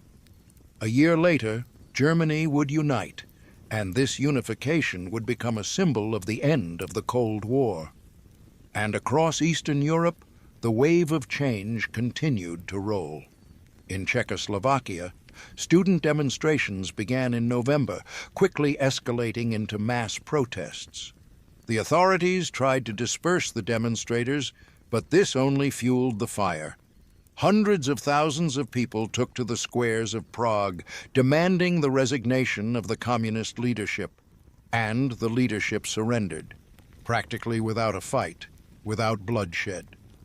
On the 29th of December, the former dissident and playwright Václav Havel, who had recently been held in prison for dissent, became president of the country. These events were called the Velvet Revolution for their mildness, bloodlessness, and almost theatrical quality. Only in Romania did things go differently. Nicolae Ceausescu ruled there, a dictator who built a cult of personality and kept the country in a rigid grip of repression. When protests began in December, he tried to suppress them by force. He called out the troops, ordered them to shoot. But the army refused to obey and sided with the people. Ceausescu and his wife tried to flee, were captured, tried by a military tribunal, and shot on the 25th of December, the very day Christmas was celebrated in the West. This was the only bloody revolution in Eastern Europe that year. Gorbachev watched all this and did not interfere. In December, 1989th year, he met with U.S. President George Bush in Malta and directly stated the Soviet Union would not interfere in the ongoing processes. This was a surrender, not military, but ideological. An admission that the socialist experiment in Eastern Europe had failed, and that there was neither the desire nor the ability to hold these countries by force anymore. And there really was no ability. The Soviet Union was barely staying afloat anyway. The economy was cracking, the budget was unbalanced, and debts were growing. Maintaining the Eastern European countries, which had for many years received cheap oil, gas, raw materials, loans, and military protection from the USSR, became an unbearable burden. This aid had to be sharply curtailed, and this accelerated the collapse of the communist regimes. They relied not only on fear of tanks, but also on economic sustenance from Moscow. The psychological effect of what was happening was enormous. The world saw capitalism had defeated socialism, not in war, not in direct confrontation, but simply in the competition of development models. Western Europe was richer, freer, and more attractive, and Eastern Europeans, given the choice, chose the West. This was a condemnation of the entire communist ideology, not written in law, but issued by the feet of millions of people streaming in the opposite direction. For the Soviet Union, this was the beginning of the end. If before it was possible to say that socialism was the future of humanity, that the whole world would sooner or later follow this path, now the whole world saw the opposite. The events in Eastern Europe showed the citizens of the USSR change is possible, regimes are not eternal, and the people can change their destiny. And this encouraged those within the Union who dreamed of independence, of breaking free from Moscow's control. On the 1st of July, 1991 year, the Warsaw Pact Organization, the military bloc opposing NATO, was officially dissolved in Prague. This was the final end of the Eastern Bloc. Soviet troops began withdrawing from Eastern European countries, and this looked like the retreat of a defeated army, although not a single shot was fired. And inside the Soviet Union, the processes of disintegration accelerated with every day. The Baltic republics, seeing how easily Eastern Europeans shed the communist yoke, declared their desire to secede from the USSR. Other republics also began to think, Why shouldn't we try? If the Poles and Hungarians could, maybe we can too. The dominoes fell one after another, and the largest domino, the Soviet Union itself, remained ahead. And when its turn came, stopping the fall was already impossible. You know, there is a special moment in the life of any community when those who were silent before suddenly find their voice, and this voice sounds not timidly, but confidently, demandingly, as if it had always been there, just waiting for its hour. Just such a moment came for the multinational Soviet Union in the end of the 80s, early 90s. For decades, the country called itself a voluntary union of equal republics, a brotherhood of peoples, an international. In reality, it was a rigidly centralized empire where all decisions were made in Moscow, and the federal structure was just a beautiful sign covering a unitary structure. The republics had their governments, their parliaments, but the real power was held by the party, one for all, centered in the Kremlin. And then came Glasnost, democratization, and the weakening of control, and the federal form suddenly wanted to become content. National movements that had long smoldered beneath the surface burst into bright flame. It started with small sparks, student protests in Alma-Ata in December, 1986th year, when Kazakh youth took to the streets after a non-local Russian was appointed first secretary of the Communist Party of Kazakhstan.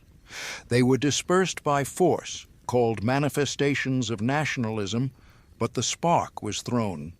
In 1988th year, the movement of Crimean Tatars for return to their historical homeland, from which they were deported under Stalin, arose. In the same year, the conflict around Nagorno-Karabakh began, an Armenian autonomy within Azerbaijan whose residents wanted to unite with Armenia. In February, a terrible pogrom of the Armenian population occurred in Sumgait, Azerbaijan, looting, murder, violence. The central leadership proved powerless to stop it. In 1990th year, pogroms against Armenians began in Baku, and the Soviet leadership sent in troops. According to official data, 83 people died. According to unofficial data, at least 300. The authorities tried to solve national problems by force, as they used to, but the forceful approach no longer worked. It only intensified discontent, fueling the desire to break free from Moscow's control. But the real pioneers of independence were the Baltic republics, Estonia, Latvia, Lithuania. These countries were annexed to the USSR in 1940th year under the secret Molotov-Ribbentrop Pact, and many of their residents never considered this annexation legitimate. They remembered their independence, remembered how they lived before Soviet rule, and wanted to reclaim what they considered stolen. In the spring-summer, 1988th year, the Popular Front was formed in Estonia, formally in support of Perestroika, but actually as a base for achieving independence. In September, mass events took place in Tallinn that went down in history as the Singing Revolution. Hundreds of thousands of Estonians, almost one-third of the entire nation, gathered on the Song Festival grounds, sang protest songs, performed the forbidden anthem, and demanded freedom. On the 16th of November, 1988th year, the Supreme Soviet of Estonia adopted a declaration of sovereignty, the first in the Soviet Union. The Republic declared that it could suspend the effect of Union laws on its territory. In June 1989th, similar declarations were adopted by Latvia and Lithuania. Thus began the process that would be called the Parade of Sovereignties. And then Lithuania went all the way. On the 11th of March, 1990th year, immediately after the elections, the Lithuanian parliament proclaimed the republic's full independence. This was a shock for Moscow. Gorbachev tried to exert pressure. He introduced an economic blockade, threatened force, and demanded the annulment of the decision. The Lithuanians retreated half a step, agreed to start negotiations, but did not abandon the main goal. On the 9th of April, 1989th year, an anti-government demonstration of Georgians demanding independence took place in Tbilisi. The authorities used military force to disperse them. People were beaten with sapper shovels, tear gas was used, and 20 people died. This only strengthened the Georgians' desire to leave the Union. In the summer of 1990th year, Russia joined the parade. The Declaration of Sovereignty of the RSFSR was adopted on the 12th of June. All the others followed: Uzbekistan, Ukraine, Belarus, Moldova, Armenia, Tajikistan, Kazakhstan, Kyrgyzia. One after another, the republics declared that their laws were superior to the Union laws, and that they themselves controlled their resources. By the end of the year, almost everyone had proclaimed sovereignty. Gorbachev tried to save the Union through a new Union treaty, not imposed by force, but voluntary, where the republics themselves would agree to stay together. On the 17th of March, 1991st year, an all-Union referendum on preserving the USSR was held. The majority voted for 77.5%. But 6 republics did not participate in the voting at all: the Baltic states, Georgia, Moldova, Armenia. They had already decided, we are leaving. The events of August, 1991st year, the attempted coup by conservative forces who wanted to stop the disintegration and return rigid centralized power, only accelerated the end. The coup failed in 3 days, but it showed everyone the old system was dead, and those who tried to revive it simply did not understand that the time had passed. The Baltic republics immediately seized the moment and declared full independence. Estonia on the 20th of August, Latvia on the 21st. Boris Yeltsin, who became a national hero after resisting the coup, recognized their independence. On the 6th of September, Gorbachev also did so. The State Council of the USSR officially recognized the sovereignty of the 3 Baltic countries. The Union began to crumble not only in theory, but in practice. But the most terrible blow to Gorbachev and his plans to preserve at least some form of union was Ukraine. On the 24th of August, the day after the coup failed, the Supreme Rada of Ukraine adopted the Act of Declaration of Independence, and it scheduled a referendum to confirm this decision. On the 1st of December, 1991st year, Ukrainians went to the polls. The referendum posed one question: do you confirm the Act of Declaration of Independence of Ukraine? Voter turnout was huge, more than 84% of all eligible citizens, and the result was stunning. 90 and 32/100% voted for. Even in the industrial eastern regions, Donetsk and Luhansk, where many Russians lived, almost 84% supported independence. Even in Crimea, the only region with a predominant Russian population, 54% said yes. Ukraine, the second largest and most significant republic of the Union, decided to leave, and this decision was practically unanimous. On the 3rd of December, Boris Yeltsin recognized Ukraine's independence, and from that moment on, the fate of the Soviet Union was sealed. Because if there is no Ukraine, what kind of union is it? Russia and Ukraine together constituted more than half the population and economy of the USSR. Without Ukraine, the remaining structure lost all meaning. The process that began with timid declarations of sovereignty ended in complete collapse. The republics, which had called themselves brothers for 70 years, suddenly discovered that each had its own path, its own interests, its own future. National movements, which seemed marginal and dangerous, turned out to be the voice of peoples tired of the imperial center. The parade of sovereignties showed the main thing. The Soviet Union was held together not by voluntary consent, but by fear and coercion. When fear disappeared, when tanks ceased to be an argument, when the center weakened so much that it could not impose its will, it immediately became clear that almost no one had a voluntary desire to be together.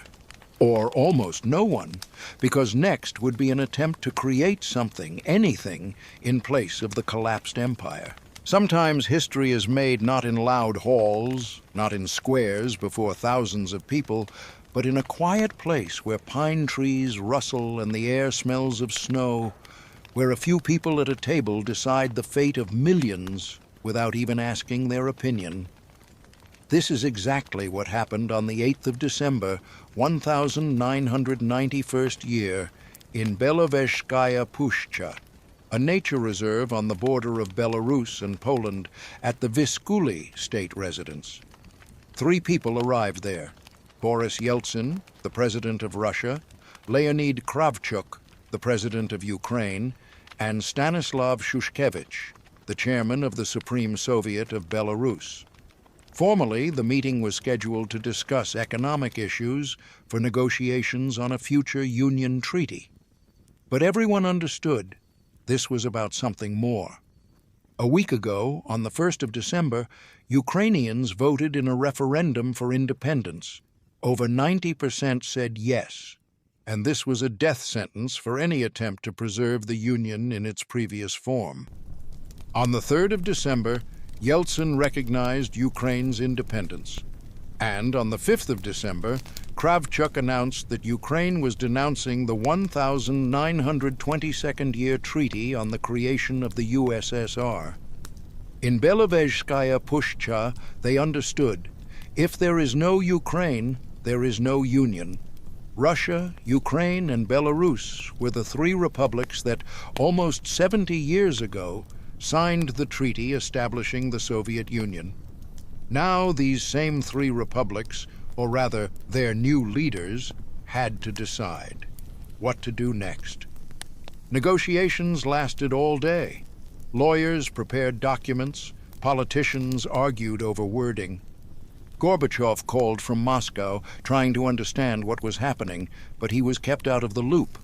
By evening, the text was ready. It was the agreement on the creation of the Commonwealth of Independent States. The first article of the document stated clearly and unequivocally, "The Union of Soviet Socialist Republics, as a subject of international law and a geopolitical reality, ceases to exist. Not suspended, not reformed, not transformed, ceases forever. Instead, the Commonwealth of Independent States is created, not a new state, but an alliance of independent countries that agree to cooperate, but each remains sovereign." 3 people signed: Yeltsin, Kravchuk, Shushkevich, and next to them, the heads of government Gennady Burbulis, Witold Fokin, and Vyacheslav Kebich. It was about 9 hours in the evening Moscow time. The superpower, which possessed nuclear weapons, had a 1 million-strong army, and occupied 1/6 of the Earth's landmass, ceased to exist by the decision of 3 republics. Of course, someone would later ask, did they have the right? After all, on the 17th of March of the same year, 77% of citizens voted in the all-union referendum for the preservation of the USSR.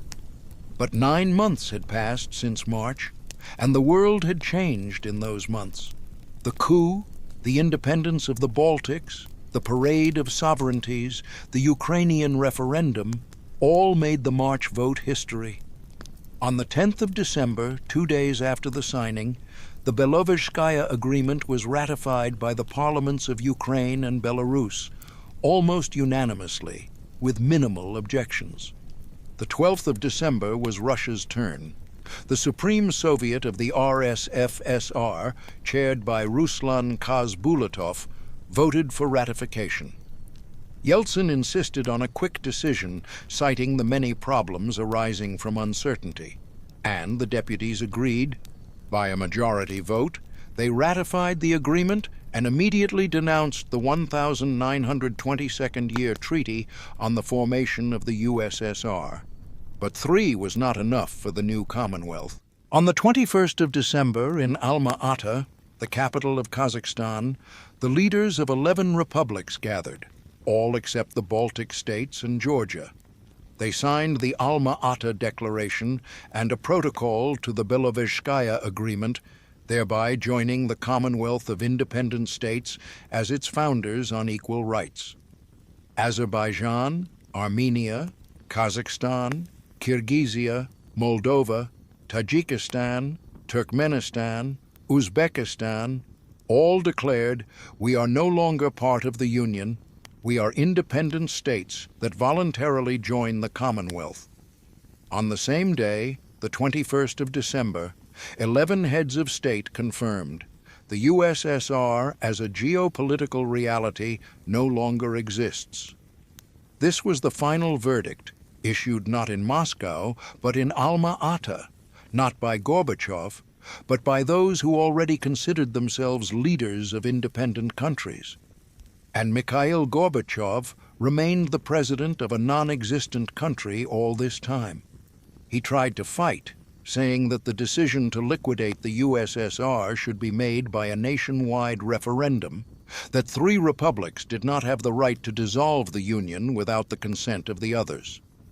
But no one was listening to him anymore. Real power shifted to Yeltsin and other Republican leaders. Gorbachev remained a general without an army, a president without a country. On the 25th of December, Christmas again, just like at the beginning when troops were introduced into Afghanistan, Mikhail Sergeyevich Gorbachev, the last General Secretary of the CPSU and the first and last President of the USSR, recorded a farewell address to the people.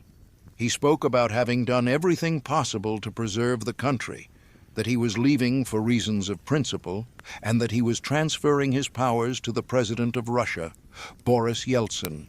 That same evening, the 25th of December, exactly at 19 hours 32 minutes, the red flag with the hammer and sickle began to descend over the Senate dome in the Kremlin. The flag, which had been the symbol of a huge country for 70 years, slowly descended in the snow and wind.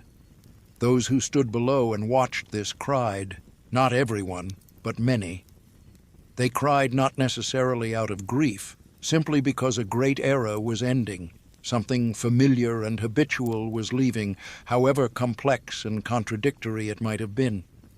The Russian tricolor, white, blue, red, was raised in place of the red flag. This was a symbolic act, but a very precise one. Russia inherits the Union, takes its place in the world, receives the nuclear weapons, a permanent seat on the UN Security Council, all the debts and all the assets.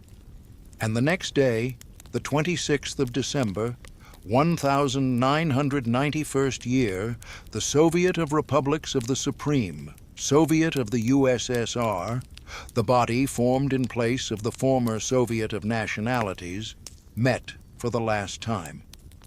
Chaired by Anuarbek Alimjanov, the deputies adopted a declaration on the cessation of the existence of the USSR due to the formation of the CIS. This was the formal acknowledgement of what everyone already knew. The Union was no more. The country that occupied 1/6 of the Earth's landmass, which housed almost 300 million people, where thousands of factories and cities had been built, which was the first to launch a satellite into space and won the most terrible war of the 20th century, ceased to exist. Not after an invasion, not after defeat in war, not after a revolution, simply because its citizens no longer wanted to live together under one rule, and the government proved incapable of holding them. Thus ended the history of the Soviet Union, without shots, without barricades, almost peacefully, if local conflicts already flaring up on the outskirts are not counted. peacefully but irreversibly. 70 years of building, believing, fighting, sacrificing, and all this ended on one December day in a snow-covered forest where three people signed a document of a few pages. History loves such paradoxes. The most important decisions are made in the most unexpected places and in the most unexpected ways. And now, on the world map, instead of one large country, 15 new ones appeared, each with its own destiny, its own hopes, its own problems. What happens to them next? That is another story, which was just beginning in that cold December of 1991st year. We have now arrived at the very question with which we began. What truly killed the Soviet Union? The economy or the ideology, money or faith, empty shelves or empty words? And you know, the deeper you look into this history, the clearer you understand. There is no simple answer, nor can there be one. Historians, economists, and political scientists have been arguing about this for more than 30 years, and each pulls the blanket onto himself. Some say it's all about the economy. The system was inefficient, could not compete with the West, and exhausted its resources. Others object, no, the main thing is the ideology. People stopped believing, and when faith left, everything else collapsed. Third parties point to politics. The collapse happened because the party lost its monopoly on power, and the system built on that monopoly could not withstand it. And the truth, probably, is that it was all together, simultaneously, intertwining and reinforcing each other, like threads in a rope that breaks not from one tear, but from many small damages accumulated over time. Let's try to untangle this ball. The systemic crisis did not suddenly arise in the 85th or 91st year. It developed over decades, slowly, almost imperceptibly, to those who lived inside the system. As early as the 60s and 70s, the first cracks appeared. Slowing economic growth, technological backwardness, corruption, doublethink. But as long as there was oil money, as long as the fear of repression was effective, as long as the party held power firmly, all this could be covered up, patched up, ignored. The economic reasons are visible to the naked eye. The planned system created no incentives to increase labor productivity. Whether you worked well or poorly, you were paid approximately the same, and firing was almost impossible. Darren Acemoglu and James Robinson explain this in their book. Under the total monopoly of power by the CPSU, an effective incentive system is fundamentally impossible because it requires abandoning extractive institutions, and this threatens the very political system. The Afghan war drained resources and undermined morale. About 50 billion rubles over 9 years, 3% of GDP annually, 14,500 killed. The fall in oil prices in the middle of the 80s deprived the country of its currency cushion. Instead of $25 billion a year, they received half as much and had to go into debt. Foreign debt grew from $30 to $50 billion in 3 years. But if it were only the economy, they could have tightened their belts, survived the hard times, just as they survived the war and devastation. The problem is that the economic crisis was overlaid by an ideological one. People stopped believing in communist ideals, in a bright future, in the idea that the party knew best. Resource depletion of the Soviet ideology, that's what researchers called it. The doctrine, which once inspired millions, turned into an empty ritual, a set of memorized phrases that everyone repeated, but no one took seriously. Doublethink became the norm of life. You say one thing, you think another, and an abyss opened between word and deed. And when Glasnost came and the archives were opened, when the truth about repressions, famine, and party mistakes began to be published, The last remnants of faith crumbled into dust. Political reasons added their part. The party split into reformers and conservatives, lost unity and the ability to make decisions.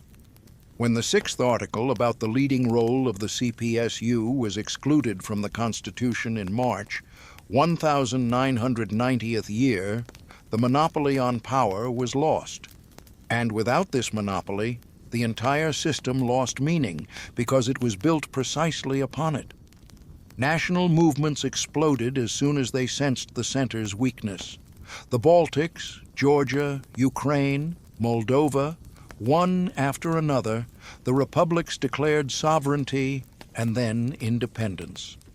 The federal form, which had always been merely a cover for the unitary structure, suddenly wanted to become reality, and the system could not withstand it. External factors also played a role. The Cold War, the arms race, aid to allies around the world, all this consumed resources that were already scarce. Chinese researchers believe that the collapse of the USSR was the result of losing economic competition with the West, especially in the new technological revolution. The centralized planned economy could not keep up with the dynamic market economy of the developed capitalist countries. The fall of the Eastern Bloc in 1989th year showed the whole world. Socialism lost, capitalism won. This was not only a geopolitical blow, but also a psychological one, the final proof that the Soviet model was outdated and ineffective. And, of course, the role of personality must be mentioned.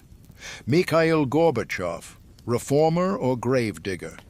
Savior, who tried to breathe life into a dying system, or destroyer, who buried a great power with his own hands? Opinions are divided. Some believe that without Gorbachev, the USSR could have lasted longer, preserved itself like North Korea.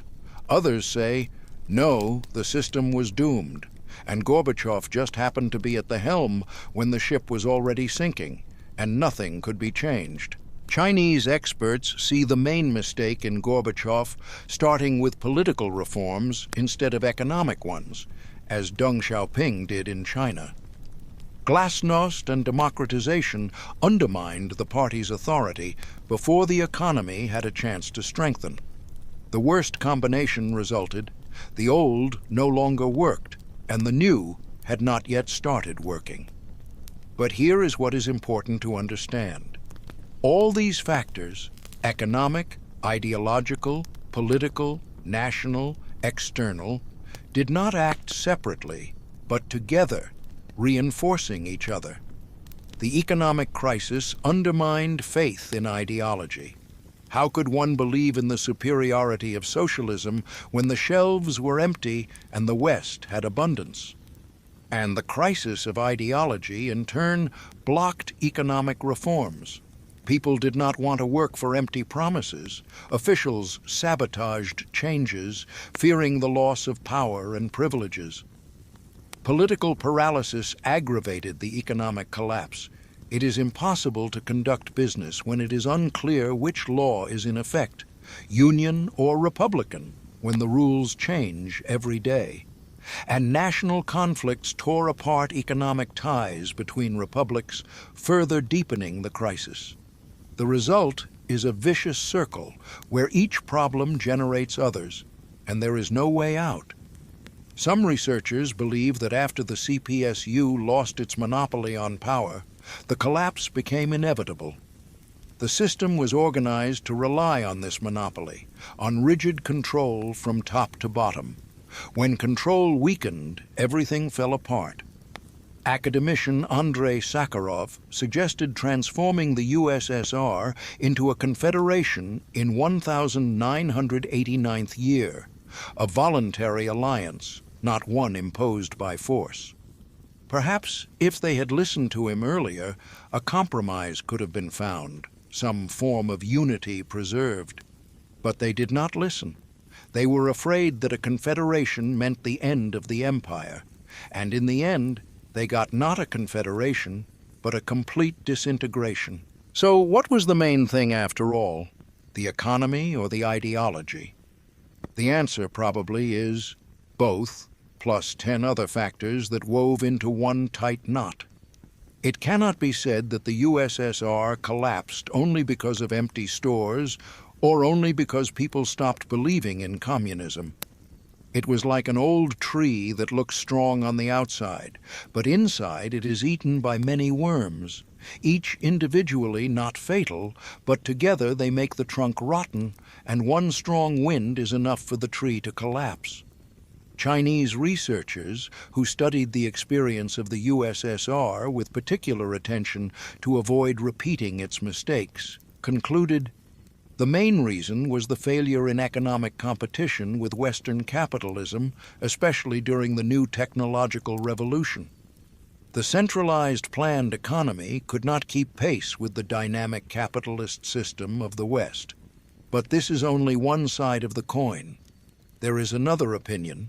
For a long time, the refusal to reform, the lack of attention to economic development and the standard of living, and the stagnation of ideology all led to Soviet socialism losing its influence in people's hearts.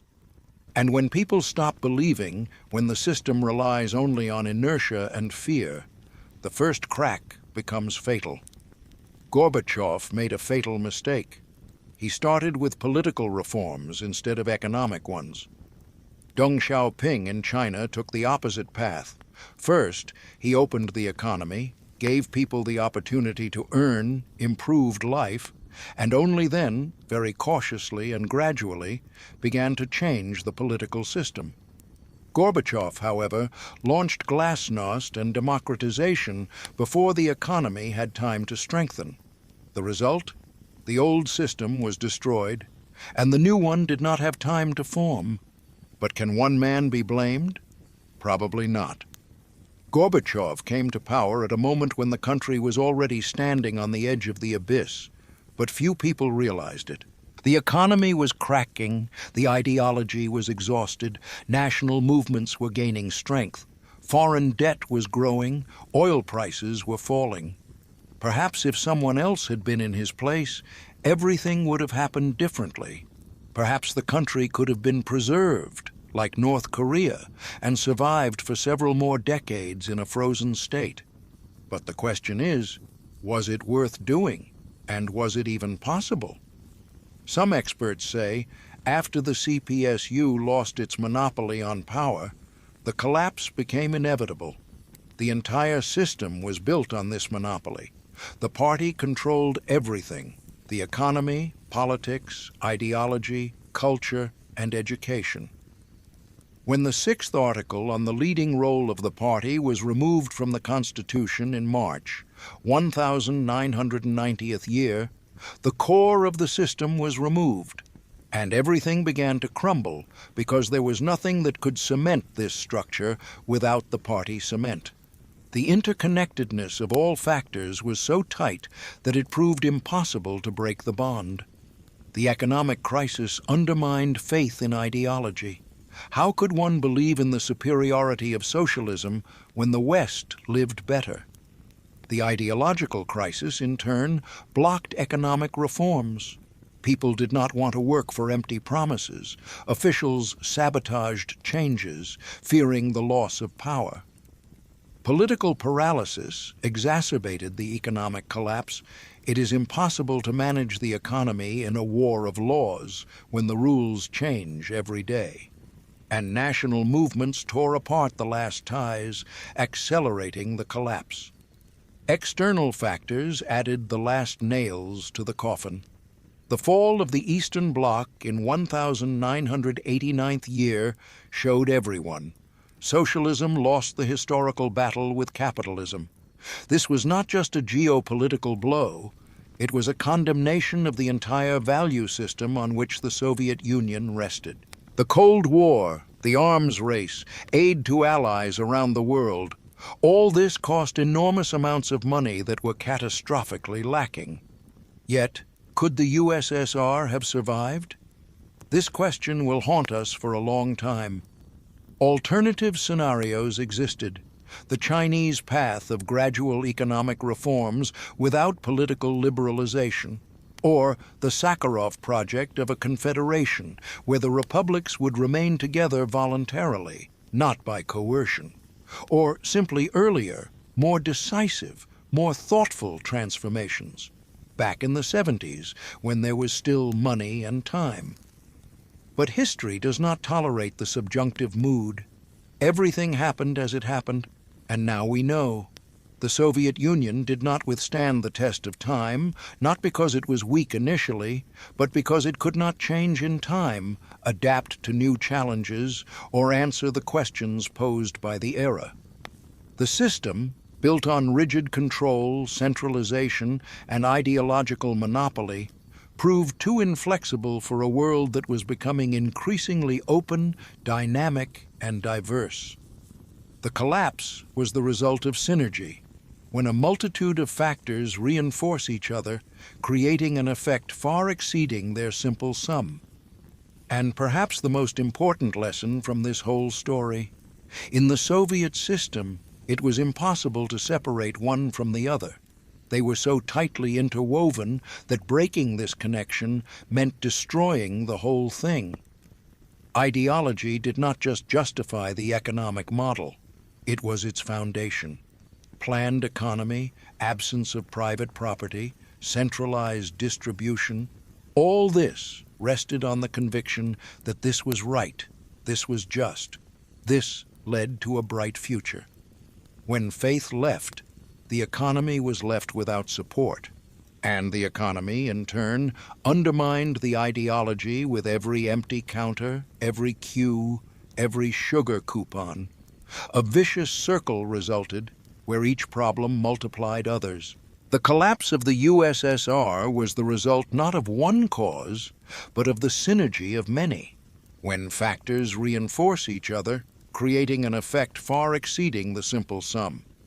Economic crisis plus ideological collapse, plus political paralysis, plus national explosion, plus the fall of the socialist bloc, all together created the perfect storm that no system could withstand. The lessons of this history continue to resonate today, more than 30 years after that December. The first lesson: a state cannot be built on lies and doublethink. When people say one thing and think another, when an abyss lies between word and deed, trust is destroyed, and no government can last long without trust. The second lesson: an economy that does not create incentives for labor and cannot compete with other models is doomed to lag behind.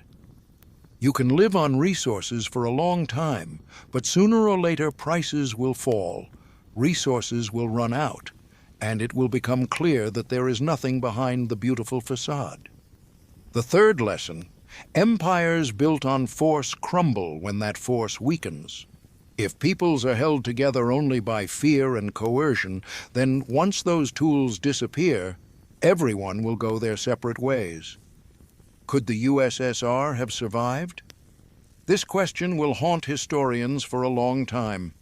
Perhaps if reforms had begun earlier, in the 70s, when there was still oil money and time, if they had followed the Chinese path, first economy, then politics, if they had listened to Sakharov and created a genuine confederation of voluntary republics, not an imposed union. But history does not know the subjunctive mood. Everything happened as it happened, and now we live in a world that was born from that collapse. The consequences are still felt and will be felt for a long time to come. 15 new states in place of one. Millions of people who suddenly found themselves across a border, although they never moved. Torn economic ties, frozen conflicts. Nostalgia for lost stability, mixed with hope for a new life. And questions to which there are no simple answers. Did it get better? Could it have been otherwise? What did we lose and what did we gain? The discussion continues, and that is right. History must remain alive, open to reflection, not a frozen dogma. Every generation will interpret in its own way what happened in the late 80s, early 90s, And that is normal, because history does not have a single correct interpretation. There are facts, there are fates, there are consequences, and everyone finds their own meaning. And so ends our long story about how the Soviet Union collapsed. We went through the years of stagnation, saw how the Afghan war drained the country's strength, and how the oil shock clipped the economy's wings. We watched as Gorbachev tried to reform the system, and how those reforms turned into an uncontrollable process. We survived the economic collapse with empty shelves and rationing coupons, saw how faith in communist ideals collapsed, how the party lost power, and the center lost control over the republics. We witnessed the fall of the Eastern Bloc, when one after another, socialist countries shed the communist yoke. We traced the parade of sovereignties as the republics one after another declared independence, and finally, we found ourselves in Belovezhskaya Pushcha, where 3 people signed the document that buried the superpower. So what killed the USSR? The answer is now clear. Not one cause, but many, woven into a tight knot. Economy and ideology, politics and national movements, external pressure and internal contradictions, all together, simultaneously, reinforcing each other until the system could not bear it. This story is not about winners and losers, not about heroes and villains. This is a story about how a complex system, built by people, faced contradictions that it could not resolve. About how problems accumulated over decades suddenly burst out and swept away everything in their path. About what happens when reforms come too late and the time is already lost. The main thing to understand is history is not over. The consequences of that collapse live with us to this day and will continue to live for a long time. Understanding what happened helps us better understand the present and avoid repeating the mistakes of the past. And now, it is your turn. Write in the comments what you think about this story. Do you agree that the collapse was inevitable? Or do you believe there were alternative paths? What, in your view, was the main reason? The economy, the ideology, or something else? Let's discuss. For it is in argument that understanding is born and history remains alive as long as we continue to talk about it.